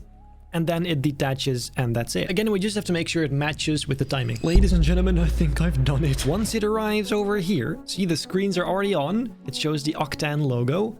Then, once it arrives, it attaches. The fuel thing goes up. And then, detach, boom, and it goes. Perfect! Then I think that is pretty much all for this room. Right? We then have to start looking at what happens over here, which is just a empty corridor, and then there's just the rocky corridor. So yeah, mainly just lights. Here you go. I'm not gonna lie though, I kind of liked how it was like a big black hole you go inside of. What if we sequenced those lights as well? And I already know that's gonna be an insane amount of work. Dude, this has got to be the most tedious thing I've ever done. Okay, well, so if you play that, it looks like this. which is pretty cool. It's very smooth. So let's go and add that sequence to this room too, and just time it with everything else. So then on ride, that looks like that. So they go on as you arrive, which I think is pretty sweet. Then as far as this tunnel goes, I'm just not sure yet. I guess, actually, there was this idea I had, which was experimenting with lights on the train. Obviously, that could make a huge difference in terms of what the whole thing looks like. And of course, we can turn them on and off during the ride with a sequencer, but let's first just have a look what this even looks like, because now you can see a bit of the track, and in dark rooms like that. Okay, yeah, no, that is still very dark. What if we did just a spotlight instead? See, that would look like this, which is definitely a lot cooler, but I would want to see what it looks like on other parts of the ride. I think I'll make decisions about this later, because first I want the whole ride to be done in terms of just the rooms. And I think this room is also pretty much done then. And then, ladies and gentlemen, onto the key moment of this ride, the Mother Crystal site. To make sure we can start doing the important stuff right away, I already took care of most of the rock work around the site. Nothing new about this, just a spherical room with in front of it a nice spot for the titanium command rig. We'll focus mostly on the Mother Crystal right now, but I did quickly want to put the rig in place at least. I removed all the necessary parts from it to make sure the train fits through the back section of the vehicle. I then tilted the tower upwards to line up with the chain lift supports. I leveled the floor with the wheels of the vehicle and made the tower a tad higher to match that chain lift. I know this technically isn't correct, but I guess this would be like a forced perspective trick, which theme parks do all the time. You simply can't tell from the train's perspective. With that ready, I could finish up the rocks around the rig completely. Once I was happy with how this section looked, I added a ceiling to the large room to top it off. To ensure the whole interior is pitch black, a large show building around the room was required, also to hide this ugly rock formation from the outside, of course. I didn't realize going into this that the building around it would be so big in the end. But of course, these big rocks stick out very far due to us not being able to chop parts off to make the edges flat. With all that ready, however, let's now build the thing that this is all about, the Mother Crystal. Naturally, I'd need to use the crystal parts for this, both for the shape and for that nice glow they have. They can only get so big though, so I needed to use multiple for the best result. I wanted it to feel more like a natural cluster rather than a big singular crystal anyway, because I just felt like that would make it feel more natural. Before adding all that definition I wanted though, I first put in some rocks underneath for the train to go through. And then an idea popped into my head.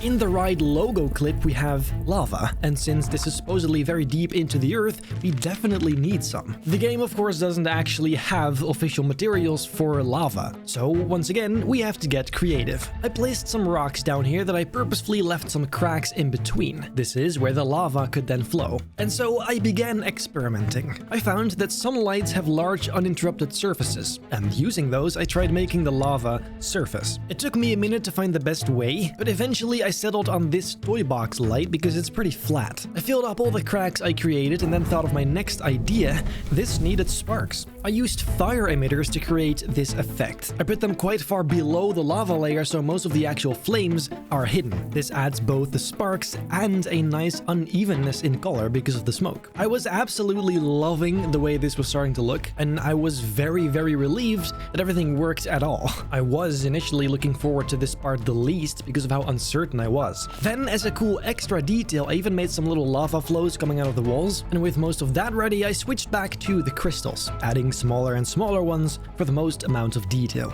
And it was now that I realized orange probably isn't the most daring color. Instead, I went with a amethyst kind of purple, and I had two good reasons for this. First of all, so far, power miners hadn't featured this color yet, so by making the Mother Crystal purple, we can make it clear that this is really something different, something bigger. And then second of all, purple is complementary to orange, adding the perfect color contrast to this room. And let me tell you, I don't know about you, but I absolutely love the way that this looks. Now next came a slight change to the narrative. Originally, when they dive down from the command rig, they'd flip a switch and detonate the explosives. But actually, come to think of it, I don't see how that makes sense. So instead, what's gonna happen is this. The explosives are set up with a magnetic induction signal, and I looked this up. This is an electrical signal generated when a magnetic field changes near a conductor. This only works on a very short range. So instead, the mission could be get close enough to the mother crystal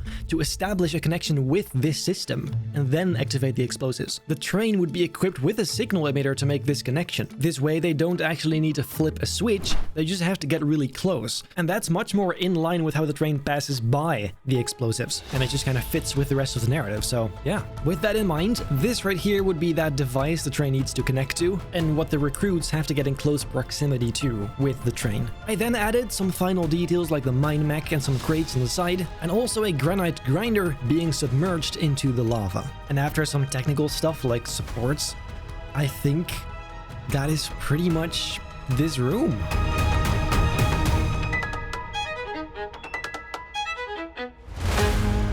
Those sections are also finished.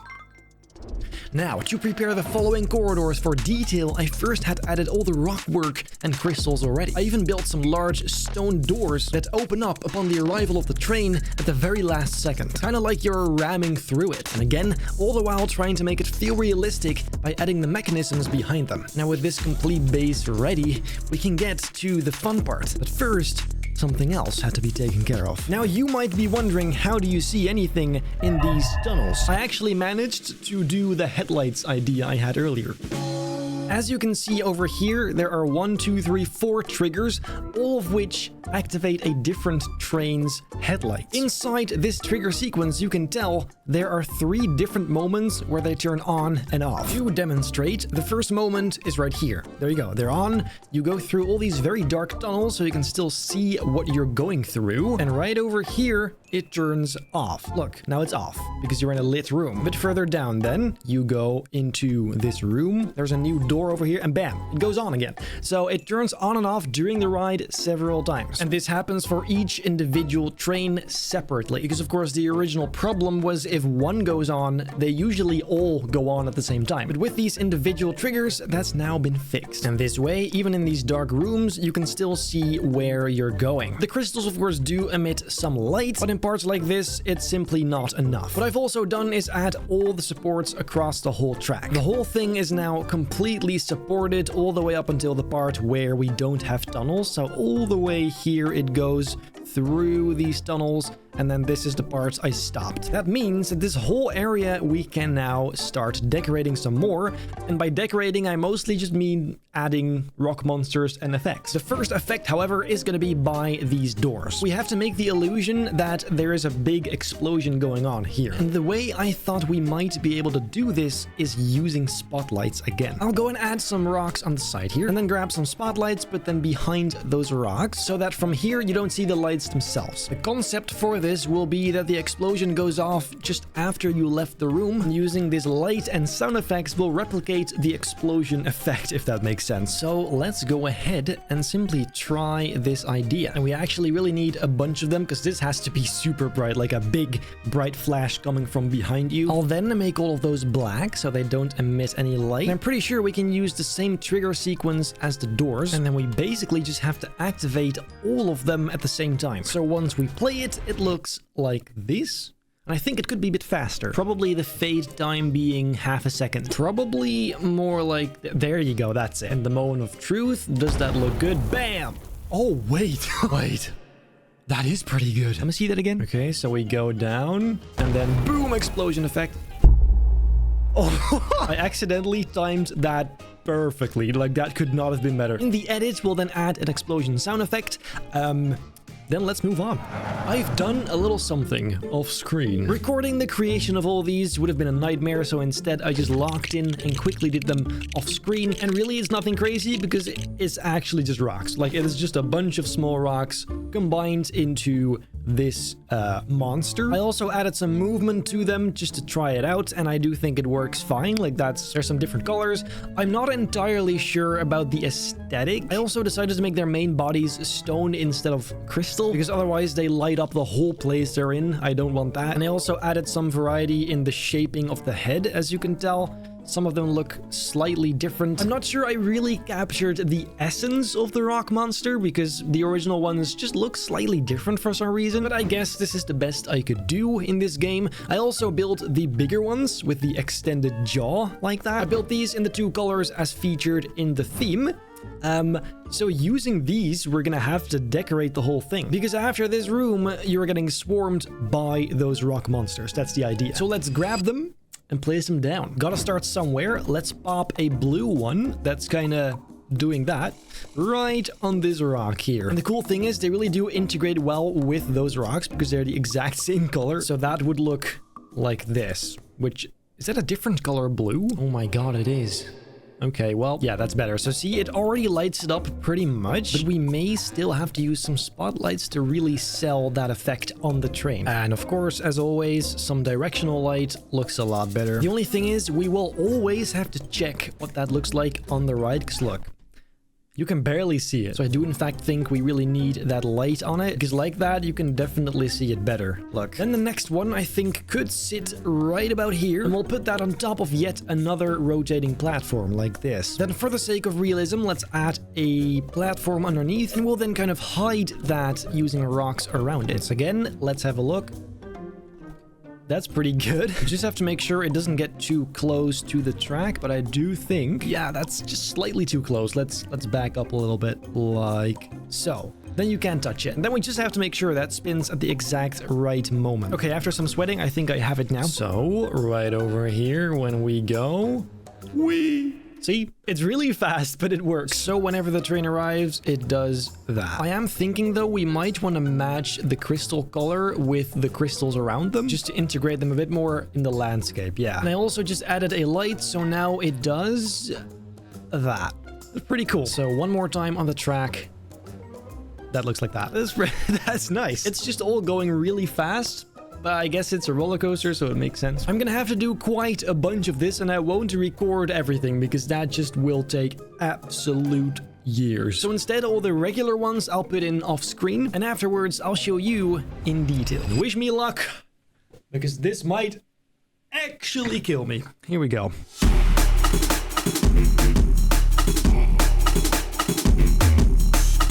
Okay, so I actually did quite a bit, and I'll go and show you everything. So first off, we have a cable version of this small rock monster, and I'll show you what happens when the train arrives. It kind of just floats across the track. For some realism, I did add the whole cable system, so that's pretty sweet. In general, we have a bunch more of these monsters, of course, all the way up here in the walls. Some are just static, others move. There's some more crystals all the way down here, along with this big boy, which also has been triggered to do that once the train arrives. And the way I did that is by sticking a pole up his ass. Not only that though, I also added these little eyes in the walls, which of course makes it look like there's a bunch of rock monsters hiding in these rock walls. Especially here when you have some standing there, it just gives the illusion there's a ton more than there actually are. And this is something I did all over the place, as you can tell.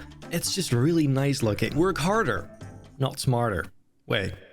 No, it's the other way around. Anyway, ladies and gentlemen, down here, there are some more rock monsters. Another big one that kind of puts his arm out once you arrive. The real kicker is right here. Using the exact same techniques as earlier, I made the Crystal King. It's nothing special. Again, just a bunch of rocks with crystals.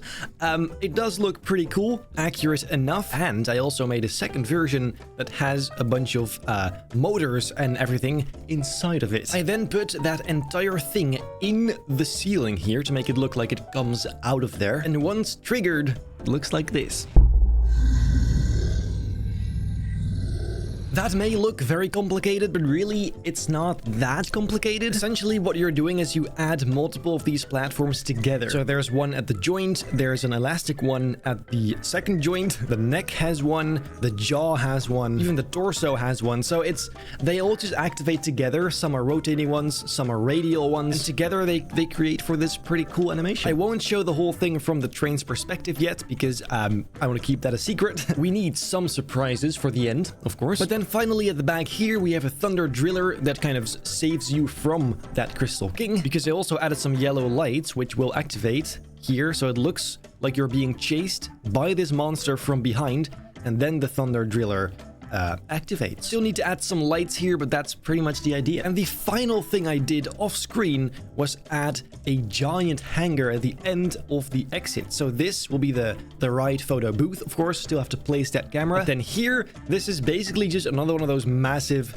hangar buildings, and I placed all the vehicles in here so you can look at them. It's simple, but it's kind of cool. We have to make all these screens with a bunch of information on it, and yeah.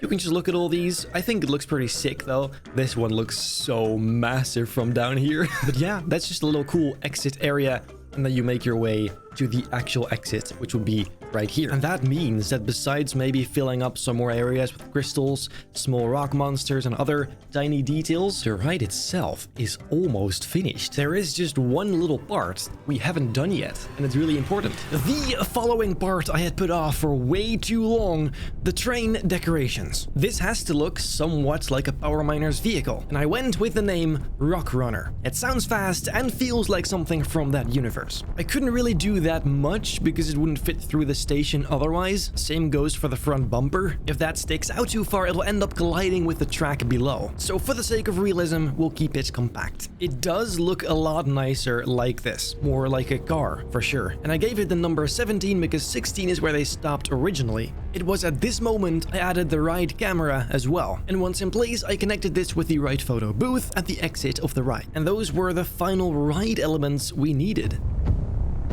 But that leaves one thing, the exterior. For the sake of keeping this video somewhat a healthy length, I decided to simply show you the result because the techniques, if you can even call them that, are completely inferior to everything you've seen so far. As you can tell, I've created a forest area around it. It felt like this would make the most sense. I made sure the terrain is rocky too, alluding to the fact that this is one big rocky area under the surface. I added some vents and ducts to the large buildings to make it feel a bit more realistic, and this might not be super accurate, but I pretty much only focused on what you could see as a guest. You'll never see any of the sections in the back, so for this video, why bother? Besides, I think it looks pretty cool as it is. Then I also made little information signs for the vehicles in the garage, with the new vista points added in the new update. And everything up until this point was before that update, just so you know.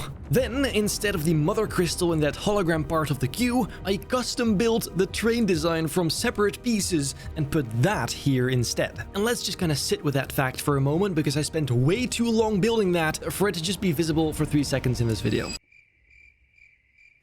Okay, moving on. There's a new gift shop as well, selling various items, including Lego Power Miner sets. I couldn't resist to try this. Pretty much why it's now called the Lego Power Miner store, the logo of which is fully in-game, but surprisingly accurate. There are some tracks on the ground to make it feel more interacted with, and this big road is more of a backdrop, so the area feels larger than it actually is. And with all that said, I'd say that is pretty much it for the building section.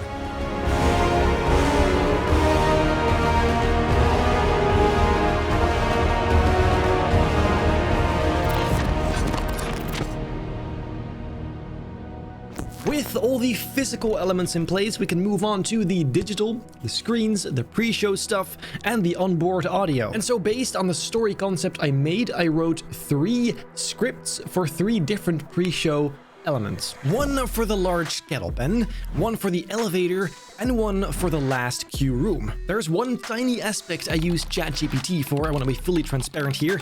English isn't my first language, and my vocabulary is limited sometimes. So I asked it to replace some words for variety and flow, and generally check the whole thing for spelling and grammar. I then had my girlfriend listen to the whole thing, make sure it's got no holes in it and actually makes sense overall. And not long after, I asked my friend Joshua to record the lines for the first out of 3 segments. I didn't want everything to be my own voice after all. That would get old real fast. And boy, am I happy I asked him. I don't know what, I can't do a stupid accent. Attention recruits, 5 years ago. Like, if I do that, you know, I'm going to do a no, because it's never going to get used anyway.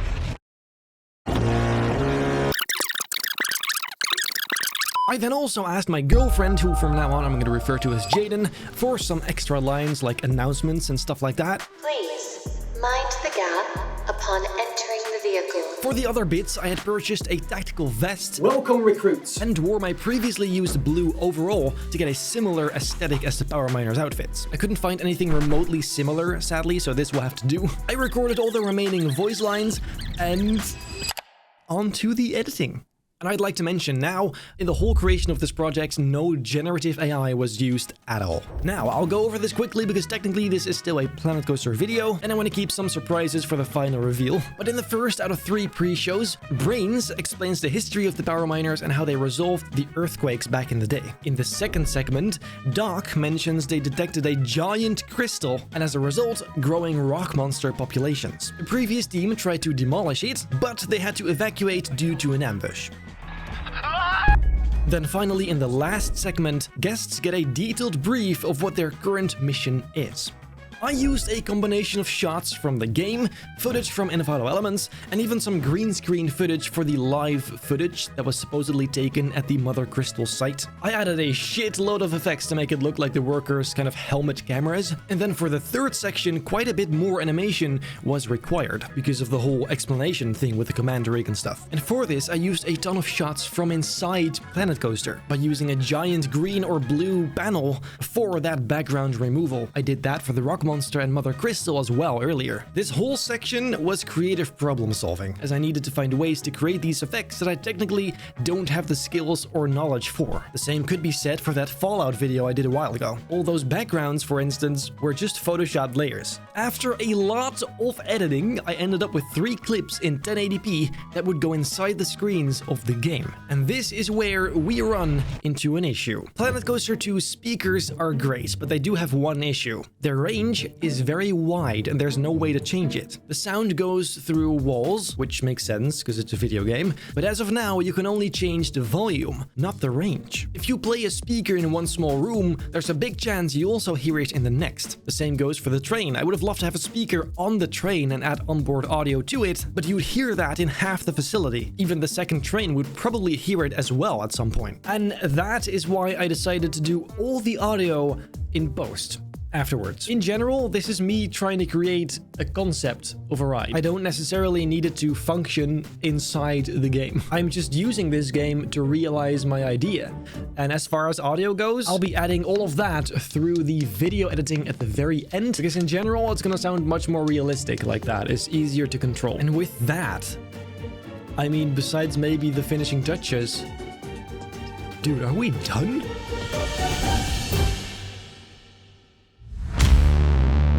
After almost 3 months of working on this project for days on end, we finally reached the end of the line. It started as just a fun idea. After building the station though, I kinda got into it a little bit. I made a super detailed queue, and that's when it was too late. I would now commit to this becoming the craziest thing I have ever built.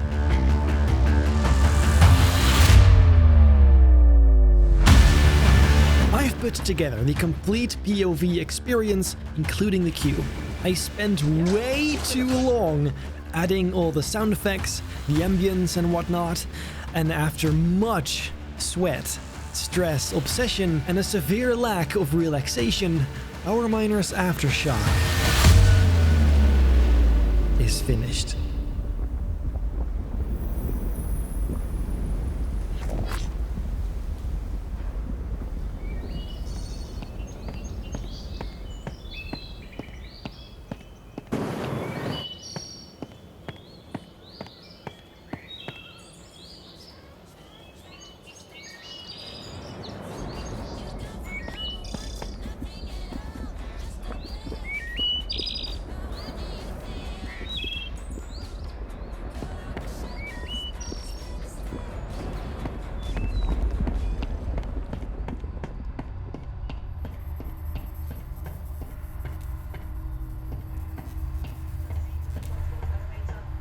Instruct you further. Attention recruits! 5 years ago, the power miners ended the crystal crisis. After earthquakes threatened the surface, the team traveled deep underground and discovered enormous amounts of energy crystals. Unfortunately, they weren't the only ones interested. The crystals were also the energy source of a dangerous species known only as the rock monsters. The larger the crystal supply, the larger their population became. By reducing crystal reserves to safe levels, around 20% of the original occurrence, the power miners restored stability and brought an end to the earthquakes. Mission accomplished. Or so we thought. Recent scans show rock monster numbers increasing at an alarming rate. We suspect the Crystal King has returned, and he's building an army. The question is, how? The answers lie deeper than anyone has ever traveled. That's why you have been recruited. Proceed to the transport elevator. Doc will instruct you further.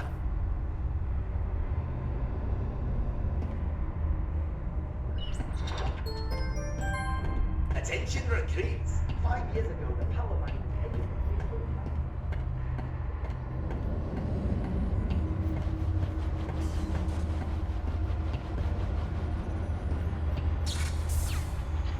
Alright, folks, when the doors open, we're gonna head inside, alright? Okay, and head inside, guys, head inside. All the way to the back, please. Welcome, recruits. I'm here to get you up to speed. Several months ago, our deep scan network detected something impossible. A crystal larger than any other crystal deposit combined. We've designated it the Mother Crystal. Its energy output is off the charts, and we now believe this crystal is feeding and empowering every rock monster in the underground network. A demolition team was dispatched immediately after this discovery. Their objective was simple: place the explosives and destroy the Mother Crystal. They never completed the mission. Reading life forms, 2 o'clock? It's probably nothing. Guys, wait a minute. Guys, I don't think we're alone. Ryan! Oh my god, wait. Ah! The team was forced to evacuate, but the explosives remain in position to this day, including the detonation control sensor. We're about to arrive at point 0. Report to mission control for further instructions.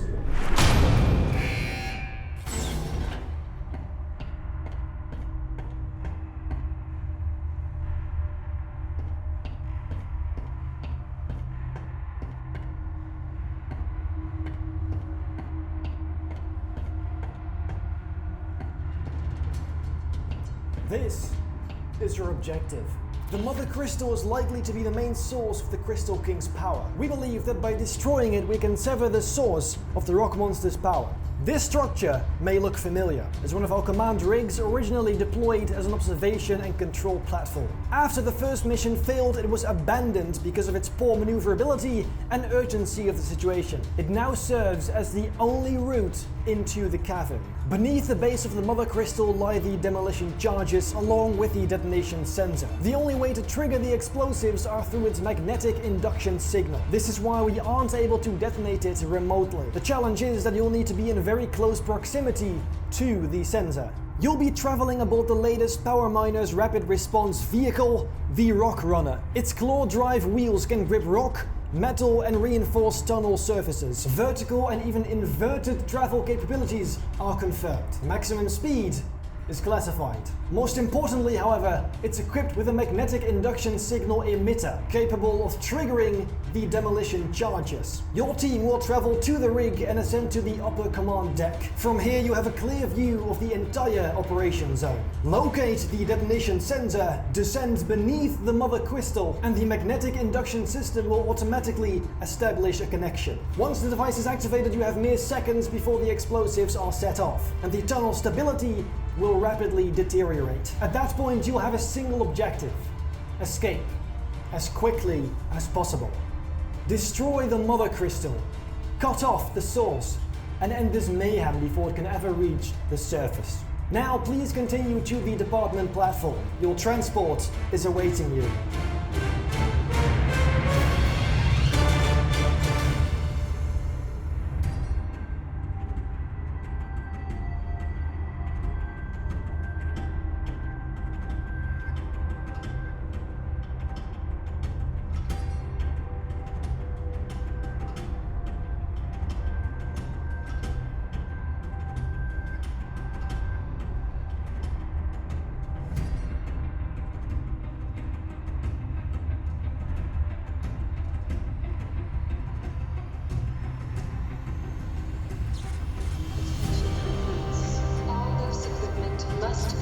secure before deployment. Designated storage lockers are available using your park ticket for access.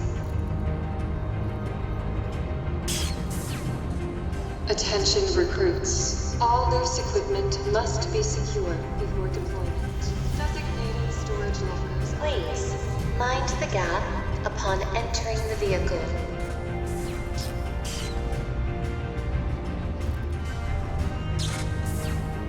Please, mind the gap upon entering the vehicle.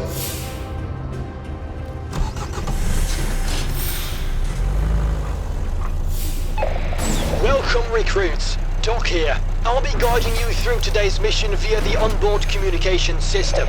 Stand by while we clear the vehicle for departure. All clear. You can head out.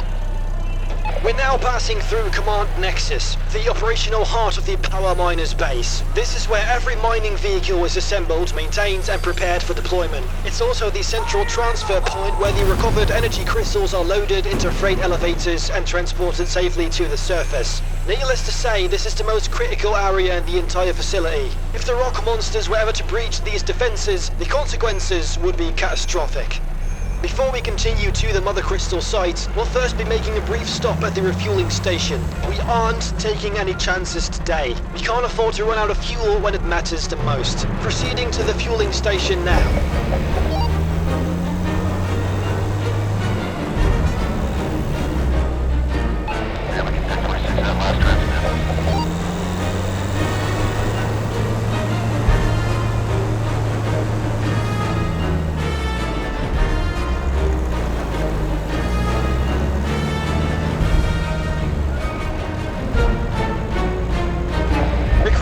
We're approaching the refueling station. Once the crew disconnects a few rods, engage the booster switch for a quick system check. We need to be certain everything is operating at full capacity. Okay, stand by now. And rods detached. Boosters, now! Test results are positive. All booster systems are fully operational. Easy now. We're approaching the titanium command rig. Does look like the rock monsters in fact did do a number on it. I'm not sure there is anything left to salvage. Okay, proceed slowly towards the command deck and keep the noise to a minimum.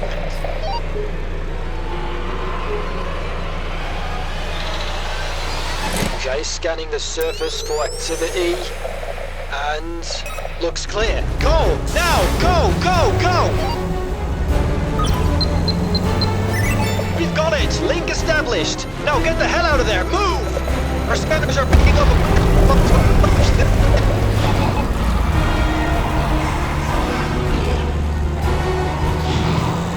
Hello? Can you hear me? Our scanners are detecting the Crystal King directly ahead of your position. We'll dispatch reinforcements immediately.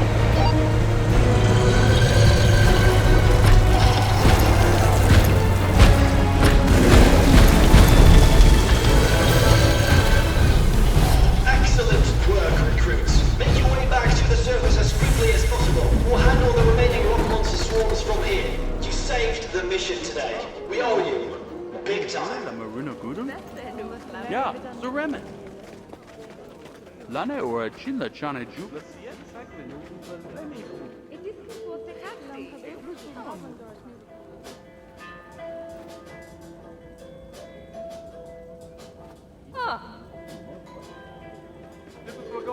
Penna says I'll ram a break.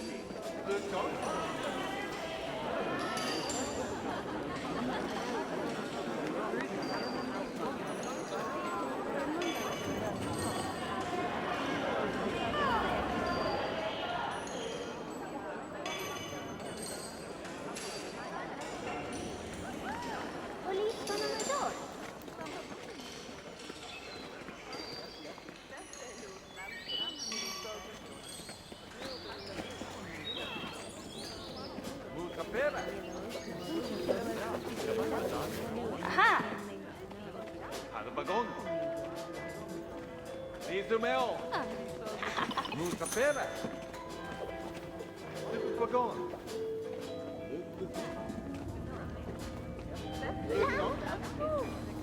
Era gente.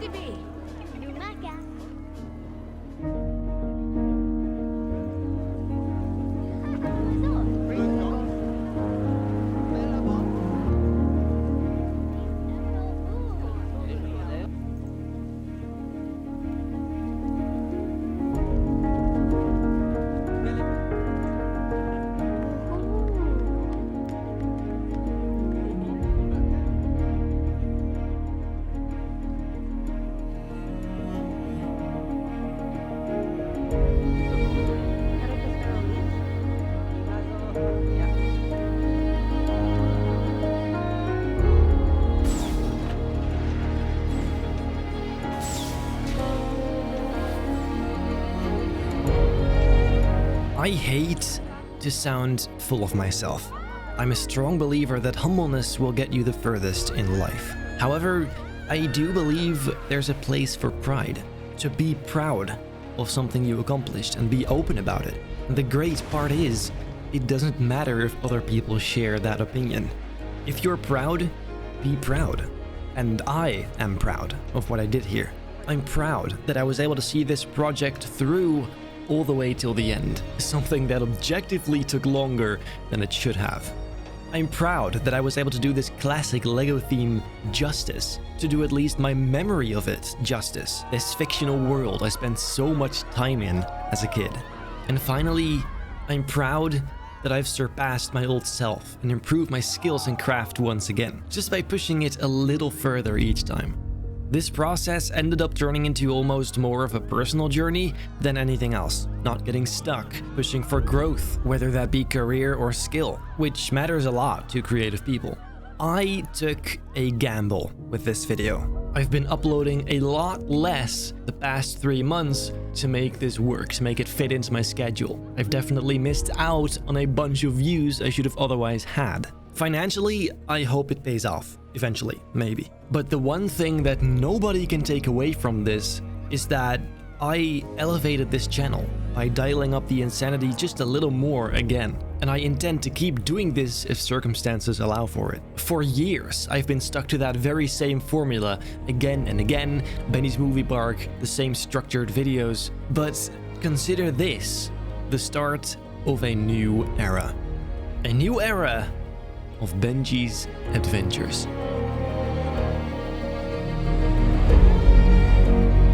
Very soon, I'll upload a bonus part of this video, which will show some additional POV versions, the raw and full resolution pre-show segments, we'll go over the escape routes, and have some more cinematics. This video is long enough as it is, and a bunch of clutter at the end of the video will just hurt retention anyway, so be on the lookout for that very soon. Finally, may I remind you, we have a Discord server you can join. The link is down below in the description. It's quite a good time, we occasionally do some voice chats and goof around, so consider checking that out as well. And then, I guess, that is it. If you're still here over 2 hours into this video, you are a real one. Thank you so much for the support by watching, commenting, all that good stuff. It is, after all, you guys that allow me to do this full time and put my heart into it, so thank you so much from the bottom of my heart. Have a lovely rest of your day, and then I hope I'll see you in the next one.